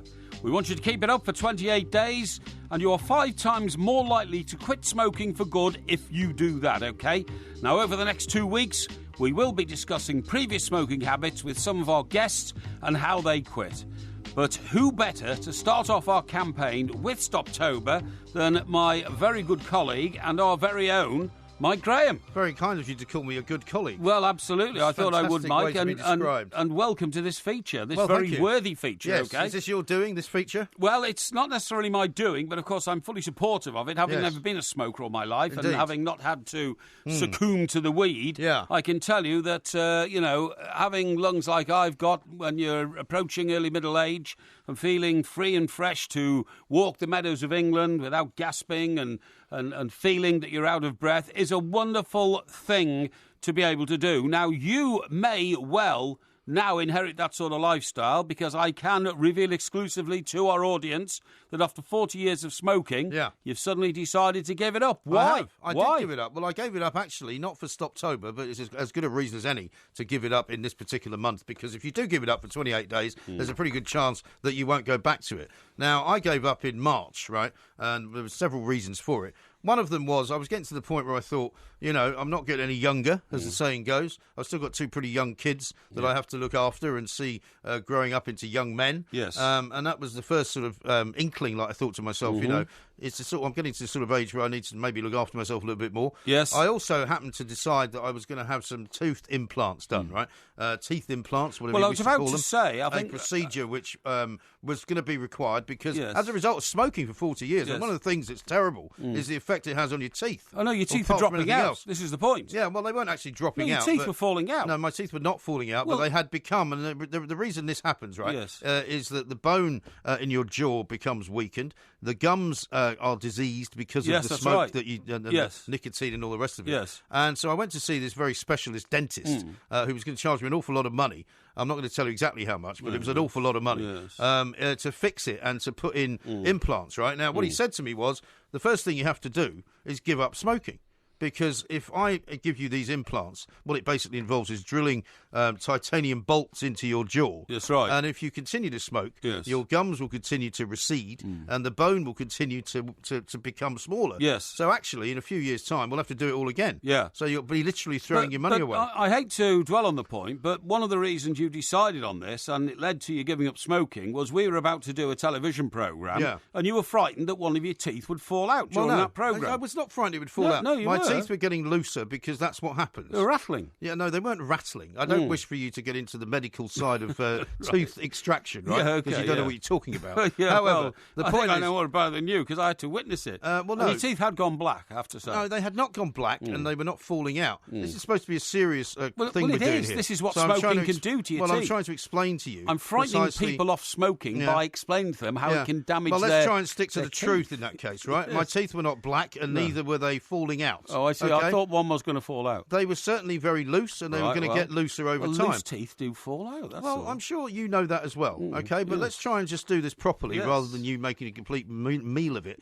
and trying to somehow point me out as some kind of idiot. The point is that now, having not smoked for a considerable period of time, we go March, April, May, June, July, August, September, 6 months, right? Now, one of the things that I will not recommend to lots of people, unless they have great willpower, is to just stop altogether. Well, how else do you stop? But that's what I did. Well, there are many different ways. What, you mean cut down to 10 a day, no, then 5 a day? No. What I'm saying is that a lot of people get AIDS. For example, they'll wear nicotine patches, or for example, they'll chew gum, nicotine gum. They will say that they miss the nicotine. I actually just stopped altogether. I just decided I was in America visiting my mother and my sister, and I thought I'm going to get into an airport at JFK and I'm going to fly back. Now, even the smallest amount of time. Of course, you can't smoke for 8 hours you're on the plane. Well, you can't now smoke inside the airport That's either. right. So, Exactly. my routine used to be that I would get to an airport and I would sort of have my last cigarette as late as possible before I had to go in and check in my bags and go through security and all of that.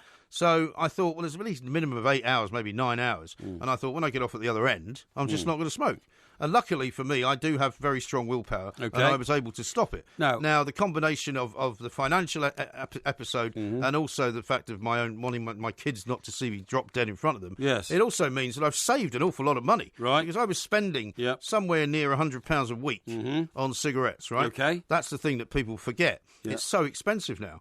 And so the fact that I have not spent, I've saved thousands already. Yes. Just in the first sort of 6 months of doing it. And do you think you'll be able to keep this pledge up now for the rest of your life? Oh, yeah, absolutely. But you have given up smoking before, but then gone back to it? Yeah, but that wasn't really the same. I mean, I gave up once before. Some people struggle with that. I gave up once before. I didn't. It's like everything else in life. If you really want to do something, you do it. You know, the last time I gave up, which was many, many years ago, and I happened to be in a war zone at the time, so it wasn't really the greatest place to give up smoking. I wasn't really as keen to stop at that point. It's a bit like the film Airplane, isn't it? What a day to give up smoking, well, it so is. to speak. So I decided, this is definitely for good, for life. There's no question about it. I feel a lot better. You do? You know, my breathing Healthier. is a lot better. Yeah, good. My house doesn't stink of smoke. No. My clothes don't stink of smoke. Mind you, never used to smoke in the house, did you? Oh, I used to smoke in my apartment in London. I never smoked in front of my kids in the countryside. Sure, However, I do now notice people who I never used to notice stinking of smoke. And can you suppress the urge? Because obviously, if you smoke for so long, you feel, I need a cigarette. Well, again, this is what I'm saying. It's all about willpower. For me, I have that sort of willpower, so I can do that. Right, I will never have another cigarette. I don't want to have another cigarette. That's good. And there's no reason for me to do so. Also, because there's so few opportunities now to smoke, it's a lot easier to give up. Yes. Because you're not really sitting with the people who smoke in a pub. No, exactly. You're not sitting in a restaurant with it's people not who like smoke. You're inhaling other people's smoke. But I have the time. been with people smoking, and it hasn't bothered me. That's great. That's great. Well, that's so I think it's a major triumph. Well, this is recommend it for anyone. It's a very positive story, okay? Thank so you. Listen, folks, Stoptober is back and bigger than ever. For support and advice on quitting for good, join Stoptober today. Stop with all the support you need to quit by searching Stoptober or download the Stoptober app.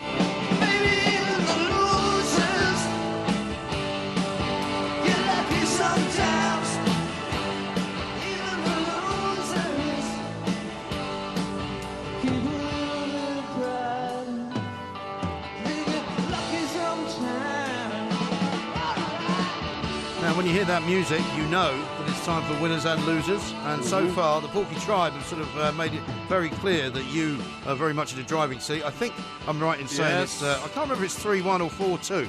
But I think there's a two-gap difference, isn't it? It's 4-2, actually. I think it's 4-2 because this is week 7, isn't it, of the Premier League? It certainly is, yeah. So that would make sense. So we do 3 losers, then 3 winners. That's right. And then we put out on Twitter, at the 2 Mics, we pin it to the top of the 2 Mics Twitter, a voting procedure. Indeed. Which you'll be able to vote on for an hour, basically. So we'll get, just before the end of the show, we'll get a winner. Unless it's 50-50, of course. Now, I don't know whether you'd like to go first with one of your losers, or I'll let you go first with as I'm winning, I'll be magnanimous and say you have first go, because there are some very obvious losers this week. There are some very obvious losers, and I've tried not to be too obvious, because my first loser of the week is going to be Ryanair. Right. After cancelling 20,000 flights, affecting 750,000 people, the chief executive, Michael O'Leary, finally yesterday, with 45 minutes to spare, Yes. after being told by the Civil Aviation Authority Yes. to hand out a proper compensation deal, finally sent out a notice that actually, yes, Ryanair are going to pay full compensation. Yes. They're going to actually make sure that people who are stranded Yes. will be able to use other airlines to take those to take them on their holidays. Yep. They will also be able to claim for hotels. They will also be able to claim for meals, as long as they are, in his words, reasonable. But Yes. what a complete and utter shambles, right? Even Gerard Ratner, do you remember Gerard Ratner? Yeah, I do, yeah. Who described his own stuff as crap. That's right. And ended up having to resign. Even That's he's right. come out and said this guy should resign. That's right. Thousands of people have said they'll never use Ryanair again. That's right. Whether they recover from this, we don't know. But I just think, and the amount of money they're going to have to spend in refunds, the amount of cancelled flights that are still going on. It was only like yesterday. They cancelled another 18,000 flights. Exactly. I mean, for one, I have to tell you, I'm not going to go on anywhere near Ryanair for a while until I know for sure that they're going to be able to get me from A to B. Well, they're such a huge airline now that the knock-on effect of cancelling these flights means that a lot of people's Christmases have been ruined. Well, as that's the problem. And when you see ordinary people from Chorley in Lancashire saying, "Oh, I've already paid 387 quid for my flights, and I can't get a refund, got another 400 quid," it ruins people's lives. You shouldn't People make fun save of up people all from year to Chorley, go on Lancashire. Christmas holidays. Yeah. Right, So okay. thank you for endorsing that, because I think that's my first big winner as a loser. Okay, my first loser, and again, it'll be obvious, is the taxi driver who was driving Aguero in Amsterdam. Because this man has driven into a pole. We don't know why. No. And we don't know when. We know when.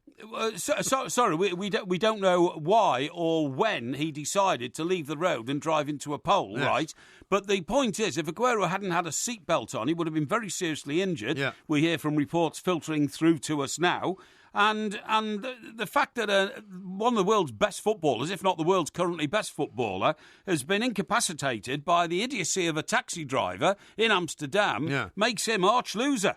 Indeed, I don't think that's a bad one at all. Yeah. My second loser is going to be Carlo Ancelotti, who was fired by Bayern Munich, of course, a few days ago after their defeat to Paris Saint-Germain by 3 goals to nothing. He appears to have been brought down by a combination of player power and just bad results. Bayern are no longer the flavour of the month. In fact, I don't know if you know this, but all the German teams involved in the Champions League and the Europa League this week actually all lost. Yeah, I know. And you wonder whether that's got some knock-on effect from the Bundesliga or something like that. Indeed. But, I mean, the Bayern sporting director, who's a guy called Hassan Salihamidzic, has decided to get rid of Carlo Ancelotti. Now, I can't believe that Ancelotti is the sort of guy that falls out with players. Yeah. Right? Ryan Robin seems to be at the height of this. Yes. He didn't like being not picked for the squad and all that kind of thing. I don't know who they're going to get that's going to be a better manager than Carlo Ancelotti. Because if they come and poach Jurgen Klopp from Liverpool, I think Liverpool fans will be pretty annoyed about that for a start. But Carlo Ancelotti is left high and dry.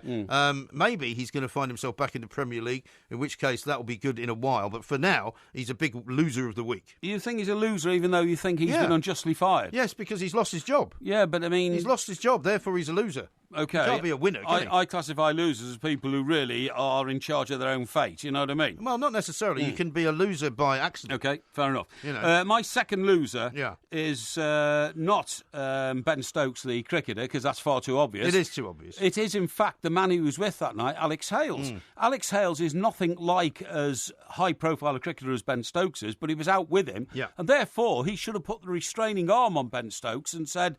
And in fact, you could hear in the video, that's it, that's enough, Stokesy, that's enough, Stokesy. You're not quite sure whose voice it was. Yeah. But Alex Hales should never have been out at 2:35 in the morning with a fellow cricketer. Right. Because all you're doing is you are just stacking up the ego of a bloke whose ego is completely out of control. Yeah. So I blame Alex Hales in a big way for being part of that disgraceful episode in which... The career of an England cricketer who was outstanding in his generation may well have ended. Okay. Alex Hales, my second loser. We're going to have to rush through the rest of it as we're taking too much time. My final loser is Crystal Hefner. Yeah. She was, of course, Hugh Hefner's wife, his fourth wife. She wasn't at his side when he died this week. Yes. He left a fortune of around about 32 million quid. Yep. They were married in a ceremony at the Playboy Mansion in 2012. Yep. We'll be talking to Donna Harvey about this a bit later on. Yes. But guess what? She signed a prenup agreement, Yes. which means that she does not get any money at all. Yes. So she gets none of his money none of the 32 million, not even a red cent. Yes, it's that's all right. going to go instead to his 4 adult children, Yeah. several charities, and the University of Southern California Film School. Indeed. There you go. OK, my third loser is Gareth Southgate. Gareth Southgate announces the England squad this week and then says in an interview afterwards to a select number of journalists, so I assume that was what they do is they give interviews to the Daily journalists and Sunday journalists. It might have been to the Sunday group. Actually, I've picked players in this squad who aren't good enough to play for England. Yeah. Oh, very nice. Well done. That means, Champion. every member of that squad now will think, wow, don't we feel good? The manager thinks we shouldn't have Did you hear me when I said we're going to have to rush through these? Yeah, go on. Because we've now got about a minute left. For the winners. To do the winners. Right, come on.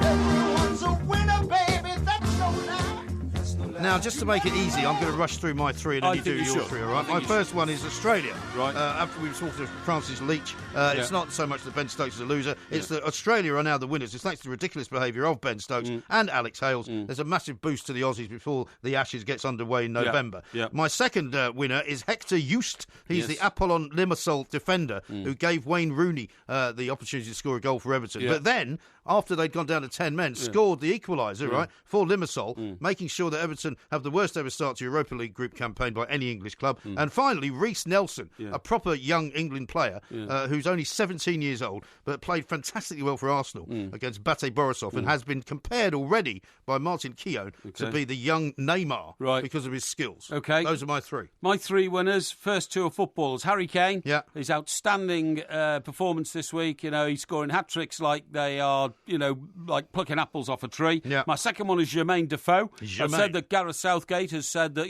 some of these players aren't good enough to play for England, and yet Jermaine Defoe, at the age of 34, is back in the England squad. You got 10 seconds. And my third one, Prince Harry. Prince Harry? Because Labour MPs have been trying to put him down and says he just goes vroom, vroom in the helicopter pilot seat. He's a fully qualified pilot, and he served his country admirably. OK, that's it. Vote now. Winners and losers. We are the two mics.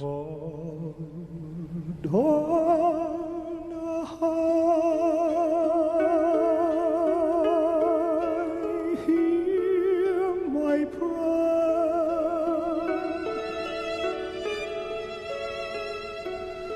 in my need, you have always been there.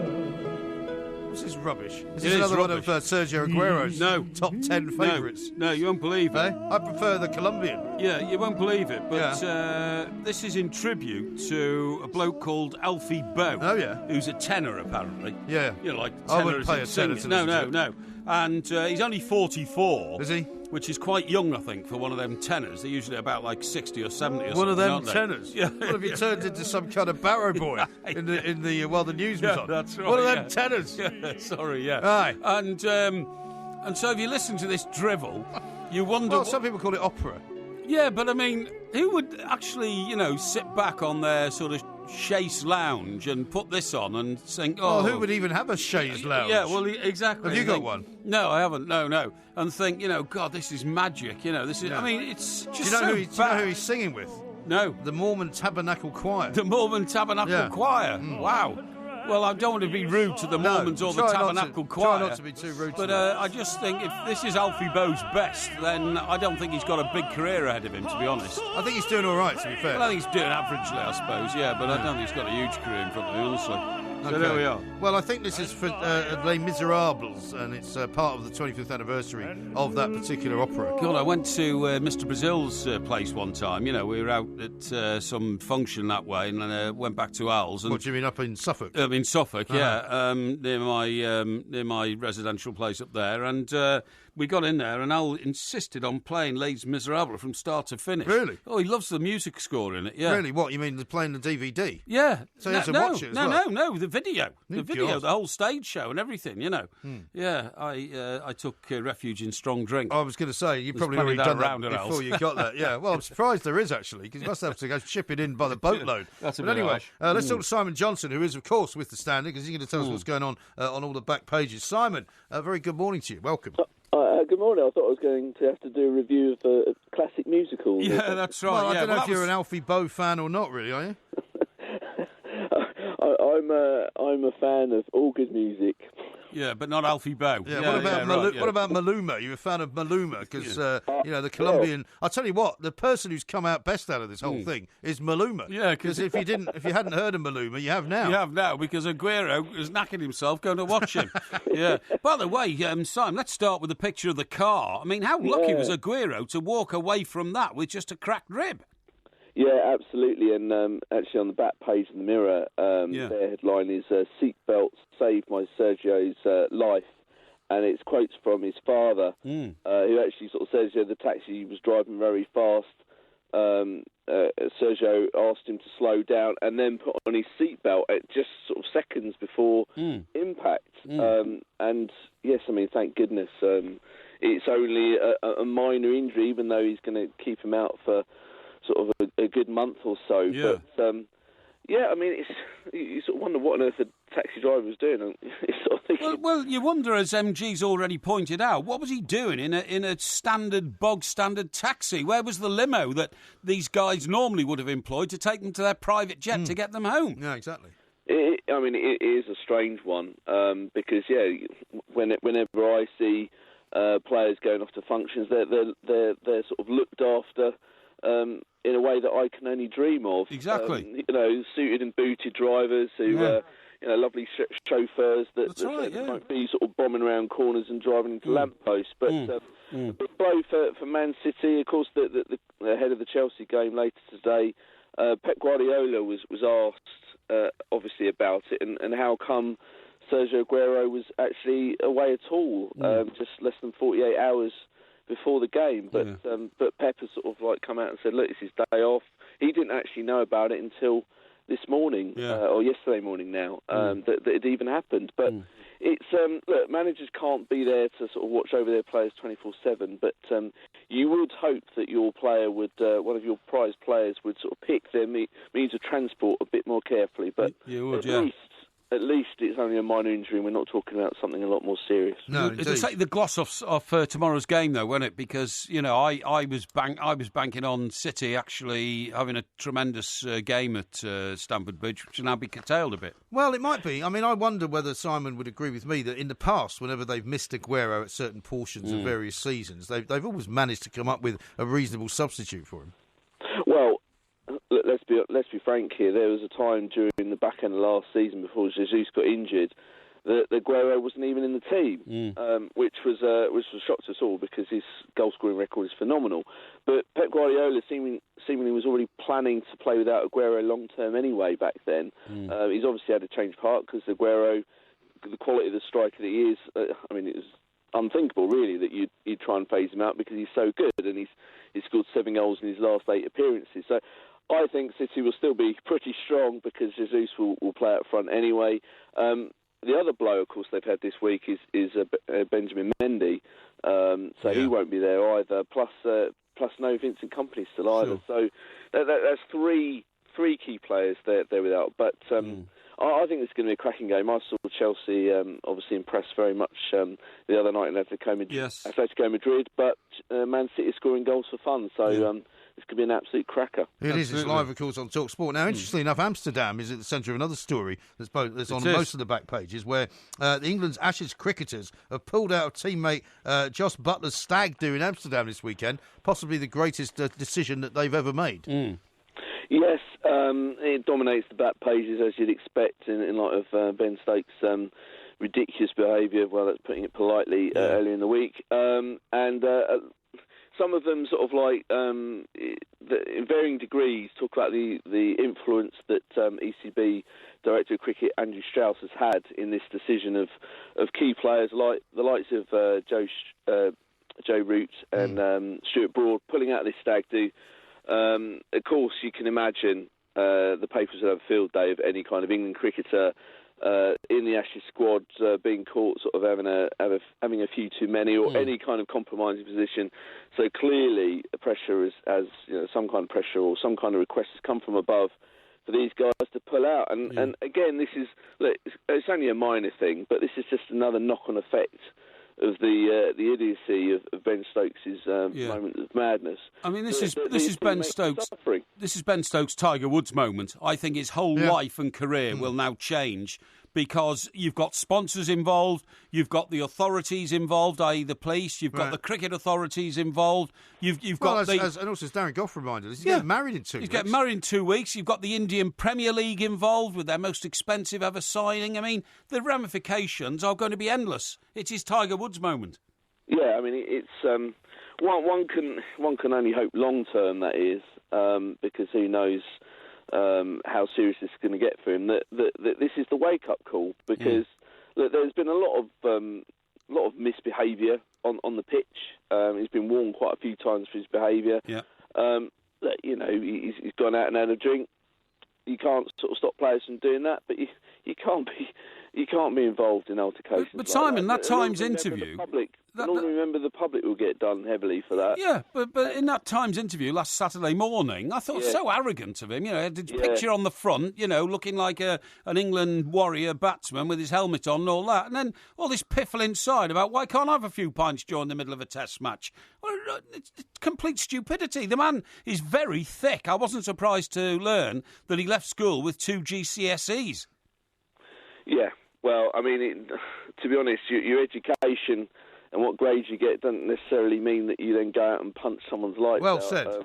Well said, Simon. No, but you need to know how to behave in society, particularly if you're high profile. Well, perhaps if you're the vice captain of England, you would be made vice captain of England because you already have that knowledge. If you don't have it, then what business do England have making him vice captain? Well, that would be my argument, Simon. Yeah. The worrying thing for me is at no point when you watch that video, there's no point where there's any sort of moment. Look, we all know what it's like when you have one too many, but there doesn't seem to be any sort of moment in his head thinking, hang on a minute, I'm a professional sportsman, I shouldn't be getting involved in this. He just wanted to carry on, and the worry is for the ECB sort of going on to the Telegraph sort of take on the story is they're referring to, like you say, guys, the sponsors, and it's not just for Ben Stokes, it's for England cricket, and they're currently in negotiations with various sponsors, various sort of brands of their cricket, and they're now worried about all these deals, whether they're going to get these deals over the line, and so it's a knock-on effect even for English cricket, let alone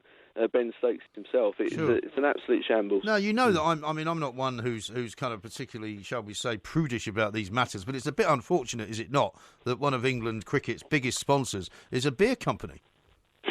You know, I mean, they're already talking about pulling this advert that they've got, which apparently runs whenever there's a cricket match on, because they're the main sponsors, and it's got Ben Stokes in a pub. Yeah, well, it's just unfortunately one of those things, isn't it? Well, it is, but I mean, again, if there is anybody kind of running the clattering train, you kind of go, maybe that's not such a good idea at the moment. Well, no, and it's the same when sort of there's betting companies involved in sport as well, and sort of hear about it. It's not good. Well, Jerry Barton had a go at the FA, didn't he? When he was was sentenced to not be involved with football for the rest of the time or whatever it was, and he said, "Well, hang on, what about all the betting sponsorship that you've got?" Yeah, absolutely. It does, but then again, money talks, doesn't it? And sometimes I think that comes first before sort of actually common sense. Well, hang on, sort of what could this mean further down the line if one of our personnel caught in a compromising situation as a result of the very product we're promoting? Sure. Absolutely. Dele Alli's on most of the back pages in a smaller way as well. A lot of people seem to think it's a bit daft that FIFA have punished him for one game, even though they've kind of accepted that he wasn't giving the finger to the referee. Well, I think he was, though, wasn't he? No, I don't think so. No, it did look sort of when you really looked at the TV angles that it didn't sound very genuine or very plausible at the time. The excuse given immediately after the game that it was aimed at Kyle Walker, but then actually the camera angles did show it was at Kyle Walker. It did certainly look that way. But it was the look on his face. The look on his face was not one of amusement. It wasn't, between two mates with you know what I mean. But you can capture that in lots of different ways. Well, I think he's been very lucky with the one-match ban, frankly. Oh, okay. Well, I would sort of say I'm sort of going towards the point you back towards one of the headlines, and it's Pochettino sticks up for Ali on the back page of the Express, and he sort of says, no problems here. This is what worries me. I'm not saying he's Ben Stokes, it's not comparing the two, but he's sort of going, he's mature, he can handle this, he won't do it again. Dele Alli is now sort of getting a very bad reputation for his discipline, and I worry that when he's constantly sort of said, oh, you know, he's been hard done by, or he'll cope with this. Well, actually, sometimes I think, like, come on, you know, this guy's got to step up his behaviour. Hopefully he'll take this as a final warning before the World Cup, because trust me, if he does that at the World Cup, it would be a lot much more than a one-game ban, and he won't want to cost England a World Cup tournament. And his recent form is suffering as well, isn't it? So there's something else going on, isn't there? Because he's not the player he was last season, is he, so far? He's not started.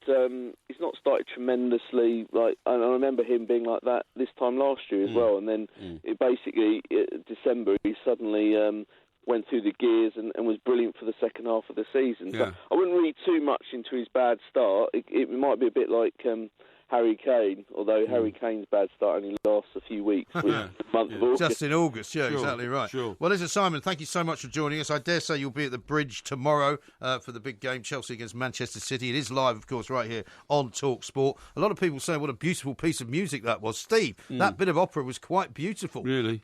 Here's one from somebody who calls himself Aliens. He says, it's from Les Miserables, which isn't an opera, you buffoon. I presume he's talking to both of us there. And then that Bring Him Home, says Paddy Stavros. What a beautiful track. Can we have Porky sing it, please? No, I don't think so. Absolutely no chance. Coming up next, though, we're going to talk about Hugh Hefner's mansion, his money, his will, and his death with LaDonna Harvey.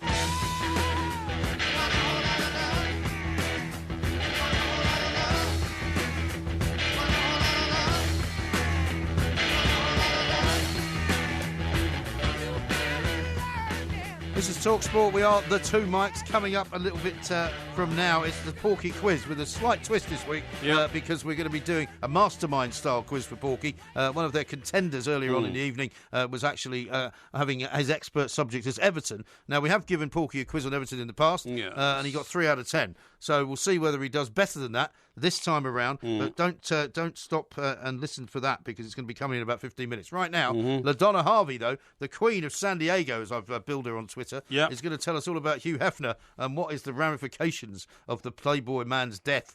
LaDonna, a very good evening to you.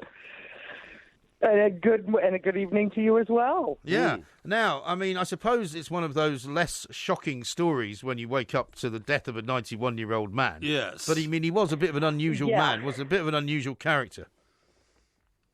Well, he was. I'm not sure he ever wore shoes. He spent his life in pajamas. Right. Oh, and he launched the whole girly magazine kick. He did. Kind of beating American Puritanism over the head.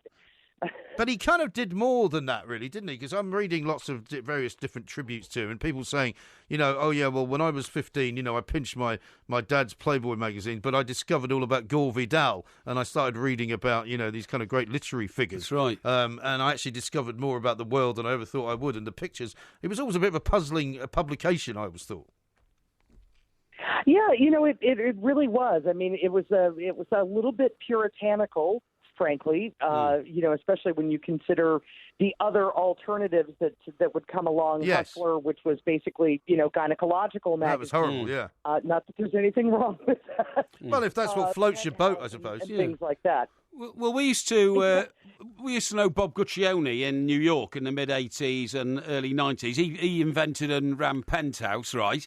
And he was just a hard-headed businessman. He saw a gap in the market and took it. And that's really where Playboy started, wasn't it? Is there a demand? Yeah, let's put it together. But it wasn't salacious, was it? It was not particularly. It was a men's magazine. It wasn't a semi-porn magazine. It was a men's interest magazine.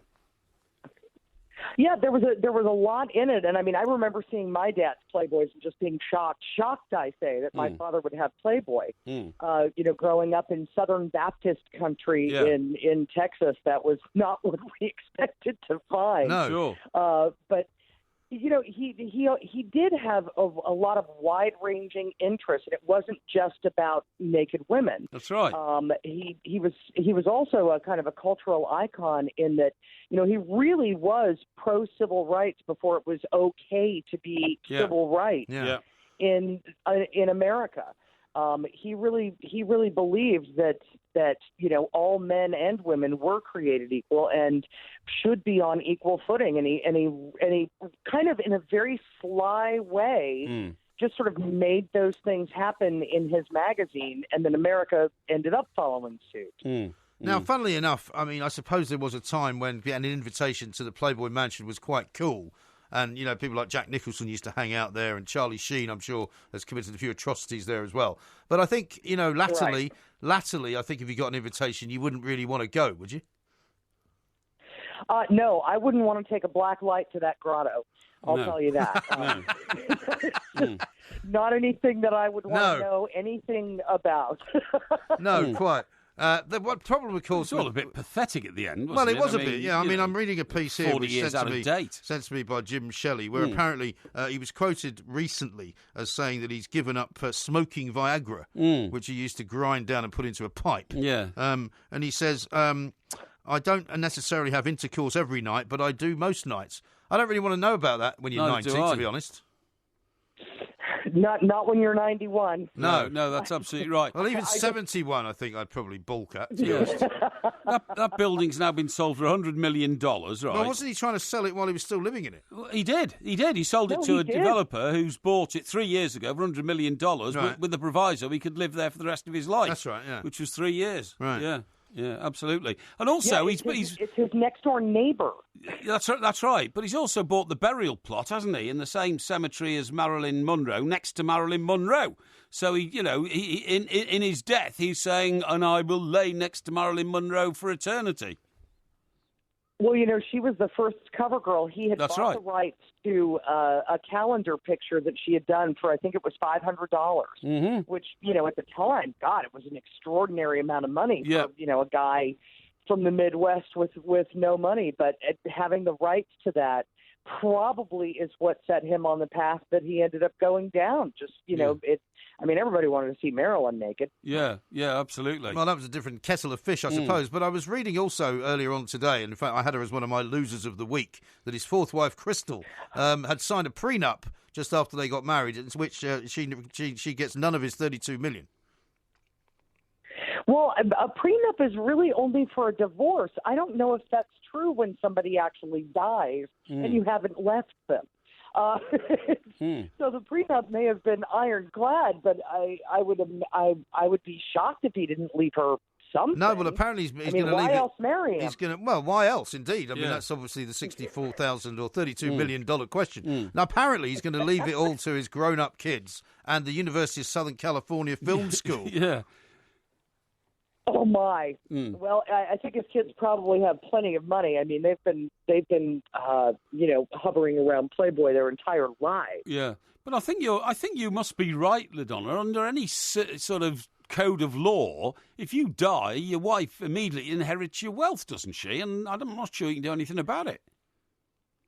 Well, I don't know if she inherits everything, but a prenup is generally only for the case of separation, divorce, when you leave somebody. Yeah. And, well, I mean, I suppose, technically she kind of left him, or actually he left her, but I don't think in a way that would. No. And what's happened to the prenup? And what's happened to the Empire? Because I think I'm right in saying that they decided, did they not, a while ago, to take the nudes out of the magazine and then take the magazine online only or something? Is that right? Yeah, and then they decided that they would change course and add the nudes back. Frankly, Playboy really and the brand itself hasn't been relevant for probably a decade. And I think even Hefner said something about, the availability of online porn. I mean, just, click a button on, I've accidentally gone to porn, God knows, on my iPad. So, with the availability of porn, there was really no need for his magazine, and people looked elsewhere, I think, for cultural stuff. Yeah, indeed. Fascinating times. Anyway, well, maybe when the Playboy Mansion is redone up, you can bring us another report from having gone over there to check out what's going on, and just don't go near that room that you were talking about. Yes, absolutely. Cave. Absolutely. At least they then still have sanitized it for me. Exactly. LaDonna, thank you very much indeed. LaDonna Harvey there from KOGO Radio in San Diego, giving us the lowdown on Hugh Hefner. I can give you an update, by the way, which I should have done earlier. Yes. So 27 minutes left to vote in winners and losers. Just before the end of the show, we'll announce who's won. It's currently 52 to 48 to you. Yeah. So still quite close. Still quite close. Lots of time for things to be changed. Yes. This is Talk Sport.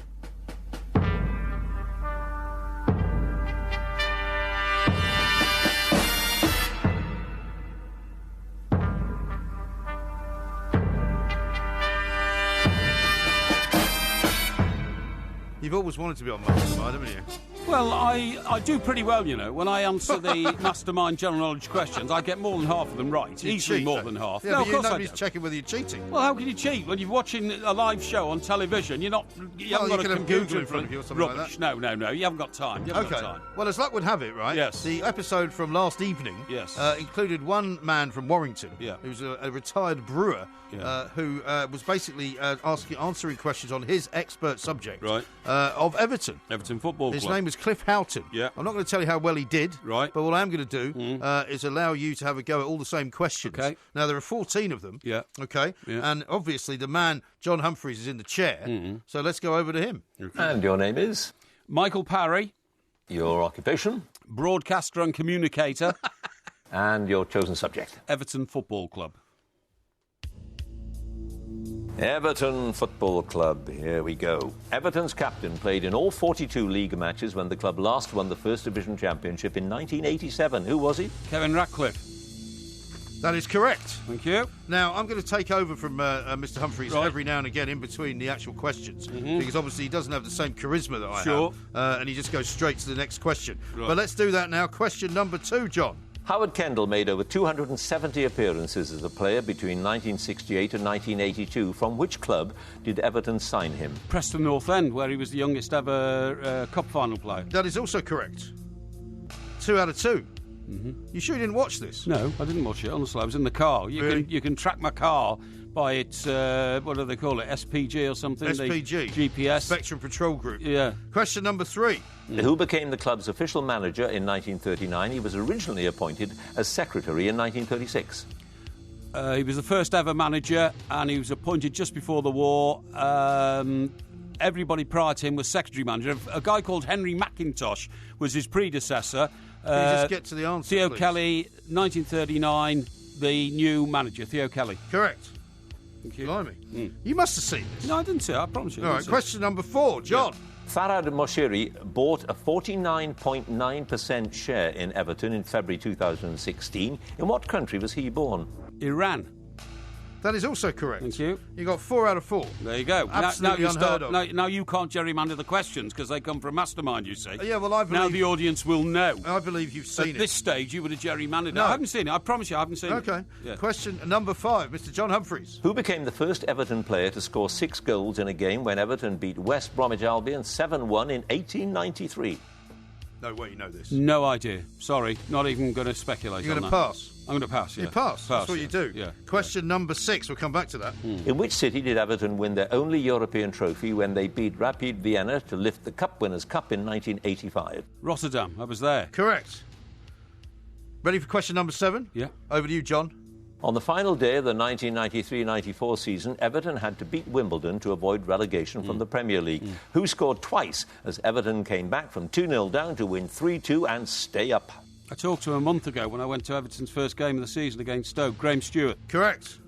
This is unbelievable. You've only got 1 wrong so far. Yep. Now, question number 8. In April 1961, which manager did the Everton chairman John Moore sack in the back of a London taxi? Johnny Carey. Correct. Because the Everton were the Merseyside millionaires, and when John Moores took over, the founder of the Littlewoods Pools empire, he decided he needed a better manager, and he appointed Harry Catterick. You know, if you're on Mastermind, they don't get so rambling on about a lot of old cobblers that nobody's interested in. Go on. Question number 9. Which club did Everton beat in the first penalty shootout in the European Cup in a second-round, second-leg tie in November 1970? German team. Not Bayern, not Borussia Mönchengladbach. This is what you do when you're cheating. But Borussia Mönchengladbach. This is what you do when you're cheating. No, don't be ridiculous. You It was must be Borussia cheating. Mönchengladbach. I was there with my dad. Yeah, really? Yes. So you say. Yes, saw the game. All right, question number 10. Yeah. who played for Everton during their 1962-63 championship winning season and went on to manage the club from 73 to 77. I had lunch with him 2 years ago in the Everton boardroom, Billy Bingham. See, this is what you do when you've been cheating, is you come up with stories. You come up with stories to justify. Like when you said you'd met Vince Lombardi when you did the NFL quiz. Yeah. It turned out he died in 1970. It was his son, Vince Lombardi I met Vince Jr. Lombardi. Can we concentrate on this quiz, please? This is rubbish. There's no questions about movies or anything. Yeah. Question number 11, please. Yes. What was the third trophy paraded around Goodison Park before the start of the 66 Charity Shield match, in addition to the League and FA Cup? Roger Hunt played for England in the World Cup final, and so did Ray Wilson, and they together carried the World Cup trophy. You know what the rules in addition to the FA Cup and the League trophy. If you don't give the answer straight away and you just ramble on, you don't get the point. That's not true. It is true. No. Well, this guy, when I watched it, did not go, Roger Hunt was in the England team. All right. And all that. The answer is the World Cup. The World Cup trophy. Question number 12, John. Get on with it. Two of Everton's 1906 FA Cup winning team played for England in both football and cricket. One was Jack Sharp. Who was the other? Oh, golly, I know Jack Sharp because he founded a shop in Liverpool in Whitechapel. Did you have tea with him last week? Jack Sharp's sports shop. No, it was a guy called, I think his name was Mingy or Minger or something like that. Mingfield? Mingfield? Was it? Well, I'm not able to give you answers. All right, I think it was Ted Mingfield. Ted Mingfield, incorrect. Yeah. No. That's great. It was Harry Makepeace, actually. Harry Makepeace, okay. Number 13. Everton have spent more seasons in the top flight of English football than any other club. In what year were they last relegated? The only time they were relegated was 51, and they came back up in 53. 51. 51 is correct. Thank you. Final question, number 14. Two goalkeepers have made 450 or more appearances for the club. Neville Southall is one. Who is the other? Actually, funnily enough, he was a Ted Sagar. Ted Sagar is correct. Thank you. There we go. I started so I finished, by the way. I always wanted to say that. Yeah. Now, you got 12 question wrong. Sorry, right. No, you got number 12 question wrong, which was the Harry Makepeace question. I see, okay. And you passed on question number 5, which was who became the first Everton player to score 6 goals in a game when Everton beat West Brom in 1893. The answer was Jack Southworth. Never heard of him. Really? Really? And in all the times and all the books I've read on Everton, I've never heard of that guy. What a bum question. Well, it wasn't a bum question because it was set by your hero, John Humphreys. Yeah, but it was set over... That was a question from Everton over a century ago. So basically you got 12 out of 14. Wow, which is a lot better than you normally do on the Porky Quiz, right? There you go. I still have my very, very grave doubts about whether or not you were able to access the questions. Oh, really? I've told you. Check my GPS tracking system and you'll see that when that programme went out... It went out at 8 o'clock. It goes up between 8 and 8:30. Yes, you didn't get I here was on the A3 9. travelling into London. You didn't get here till 9 o'clock. I got it at 9 o'clock. That's right, yeah. So how do I know you didn't come in, earlier and watch it somewhere? Because on the Friday night, traffic in central London, I couldn't have possibly got here in less than 50 minutes, which is how long it took me to get here. Yeah. Well, Cliff, who is, of course, a retired brewer, as I said. Yes. Very knowledgeable man. He got bizarrely the first one wrong about Kevin Ratcliffe. How could you get that wrong? I think was just because he was nervous. Because you could see what answer did he give? He just passed. He couldn't think. His mind went blank. Good God. Do you know when sometimes your mind goes blank? No, mine doesn't go blank. Your mind constantly goes blank. No, mine doesn't go blank. And then the only other one he didn't get right was Billy Bingham. Question number 10. Really? Well, he got Everton. He got the one right about the 1897 player or whatever. What? He got the one right about the 1893 player he did. or whatever? He got Jack Southworth. He got every other question right. He only got 2 wrong. Right. A bit like yourself. Oh, yeah, okay, yeah. But I think he probably would have got the first one right had he not been so Billy flustered. Bingham was easy because, everybody knew Billy Bingham was in the 63 team and they went on to become our manager. Maybe, but I mean, not everything is as easy as it at first appears. Well, there you go, Anyway, I think it's a sterling effort. I think you've done very well. Thank you very much congratulations. Indeed. Thank you very much I would say are in order. Yes. What I can also tell you is that there's 90 minutes left to vote on winners and losers. It's now tightened up to 51-49 in your favour. Okay. So there's still some time to go. No, there's not. You've only got something like 19 minutes left. This is TalkSport.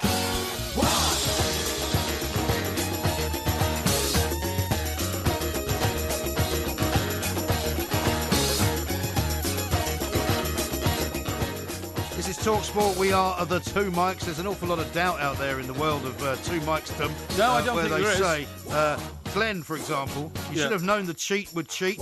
No. Mark says this quiz is fishier than a Grimsby fish market on a Friday. No. Simon, Harry has definitely seen these answers. No, definitely not. Jim says, Porky, Mastermind, my spider sense is tingling. No. Has the Porkmaster pulled another fast one? No.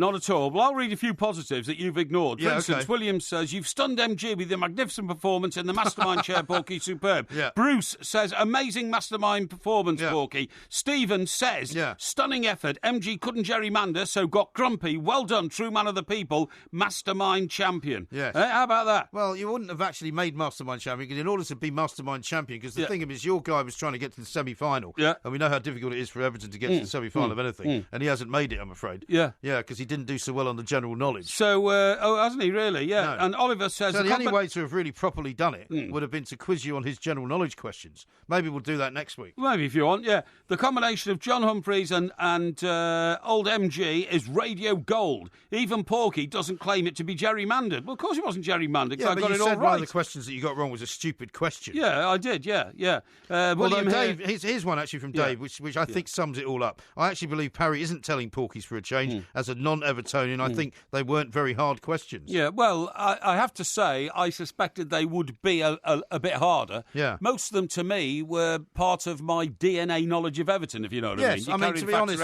like you said, a lot of the games you'd been at, or stuff that you knew. Exactly. Because certainly I think when the independent quizmasters set the Everton quiz, it was a much more difficult quiz. That's right. You know, because it brought in a few more sort of cultural, situations. Yeah, and there's one here from Richard who says, Porky hasn't mentioned skunk for at least 10 minutes. I think he must be sobering up after his outburst earlier in the show. Yes. Well, believe me, there has been no inebriation today. And there's a show starting at 10 o'clock. You don't tend to get into that sort of thing. No. Have to wait until after tomorrow's show, which, by the way, starts at 10. It does. And it's the warm-up till midday. Warm-up 10 till midday because we've got an early kick-off, I think, haven't we? 12:30 kick-off.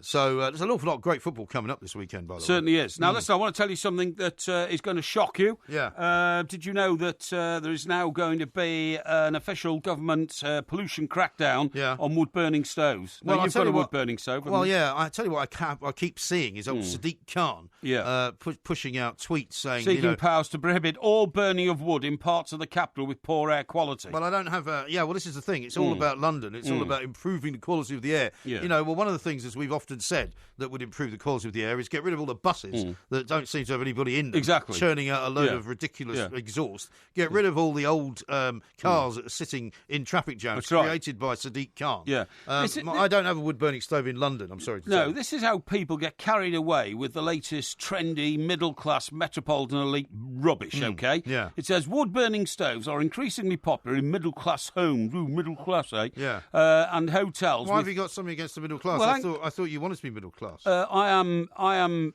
upper middle class, and I don't like people who are trendy middle class, OK? I see, right. And it says 1.5 million homes and hotels across Britain now have wood-burning stoves, and the current rate of sales annually is 200,000. It's become a huge industry. Old fireplaces have also been opened up in many houses and can cause greater pollution than stoves. Wood burning is most popular in the southeast, where it's done in 16% of households, compared with less than 5% in northern England and Scotland. That's because people there are more sensible.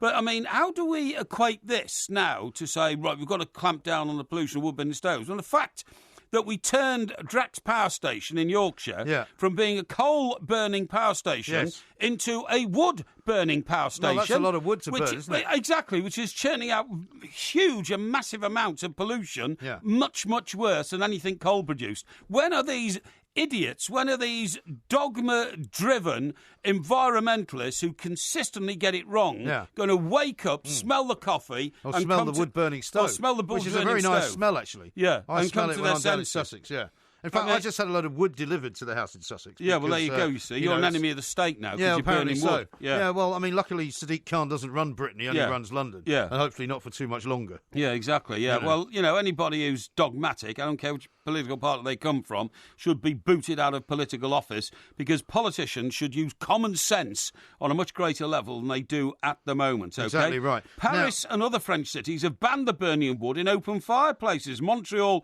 in Canada is introducing rules next year which will prohibit older wood-burning stoves. Absolutely right. Now, I've got a quick message that I've got to give you, though, before we go on, before we talk about it, because you'll know Julia, our very good friend from Coventry. Julia and her husband Ian mountain child. Big fans of the show. I've been to many of our live shows. She sent this picture in. Oh dear, what's because wrong? she's had to have some kind of a thing removed from her eye. Oh, shocking. Okay, a cyst from her eyelid. Oh, apparently. that's terrible. She says she's lost a few eyelashes. She's seriously hoping that they grow back. Yeah. And it hurt her because she had to have needles poking into her eye. Oh dear me, that's which doesn't sound good. So, and she had to stay awake throughout the whole procedure. Yeah. And she's asking if you, please, could possibly send her get well soon messages. Of course I can. Which will improve her mood no end. Julia, I hope you get well very soon indeed, my dear. I'm very sorry to hear that you've had a bit of a problem with that eye. I mean, we've all had styes in our eyes, haven't we, as kids and all that kind of stuff. Yeah. That's unpleasant enough. Yeah. But to have something intrusive like that, I hope it clears up very quickly. Of course, I last saw you when you joined me in Birmingham.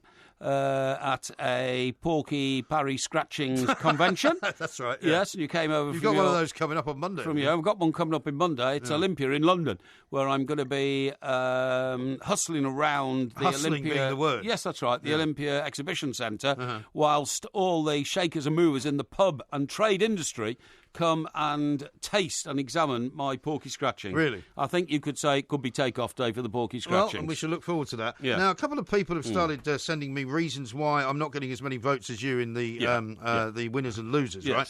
Basically, they're trying to blame my ramblings about Pochettino last Saturday. Do you remember when I said before the Tottenham-West Ham game, or the West Ham-Tottenham game, that, I was just asking the question about Pochettino? Apparently some Spurs fans are now holding it against me, right? Are they? Somebody calling himself Cockerel, not Rooster, says he's let himself down talking about Spurs, to be honest. I'm assuming he's clever enough to wind all that in, though the more we do well. Yes. And another one who's a Tottenham fan says THFC 1976, his ramblings and criticisms of Pochettino last week in the warm-up show on West Ham Day basically mean he's not going to vote for me. Yeah, oh dear. Isn't that crazy? Well, there's another one here. This comes from Phil, and he says MG exposes himself, but he doesn't mean like, exposing your body and all that, but your actual feelings, because he hates it when Porky actually knows something. Yes, Porky can be a plank sometimes, but give him some credit when he gets it right. Well, I think the words well done are the credit that you deserve so richly, which is what I said. Yes. I said well done. I just have my doubts because every other time you've ever done well on a quiz, it's turned out that it's been nefarious activity going on. No, not at John says, Porky, man of the people, he now says he is upper middle class. Yes. Plank. Well, no, I mean, we should all aspire to be upper middle class. You're always telling me you're working class up to now. Well, I'm man of the people, and well, you can't be both. Well, you can, because you see, I think it's insulting to label working class people as only those who are what we'd normally have called blue collar, or formerly have called blue collar, because I'm a working man, like you're a working man, and but I'm not working class though. I read about some guy today who's made about 240 million by selling his clothing chain, right? Selling his clothing chain? Yeah, it's an online one, he's made a fortune, and yet he still works 20 hours a day, because he said, but I floated the company, it's got shareholders, I owe it to the shareholders to put my back... Is it called Boohoo or something? Oh, it could be, yeah. That's I see those adverts on the tube. Yeah. Boohoo's boss laughing after share sale. Carol Kane sold nearly £11 million of shares in Boohoo.com, right? Yeah. She was the co-founder. She's done a brilliant job. She started it from nothing. But the main beneficiary of a £240 million float earlier was Mr. Kamani, her partner in it, who took the lion's share of 240 million quid. But he said, hang on, what do you mean? It's still got to be run. I leave my house every day when it's dark and I go home when it's dark. Yeah, but he's not working class. He's got 250 million quid. Well, anyway, we have to stop for a moment because he's a working man. Time is very short. This is TalkSport. Stoptober. The 28-day Stop Smoking Challenge is back, and it's bigger than ever. Perfect timing! The two mics will be investigating just what it takes to quit in a series of intriguing, candid one-on-one interviews with sports celebrities who've quit the smoking habit for good. It's a huge goal for him! Join the thousands of people who are stopping smoking this Stoptober with the two mics on TalkSport. Come on, join in. Search Stoptober for all the support you need to stop smoking.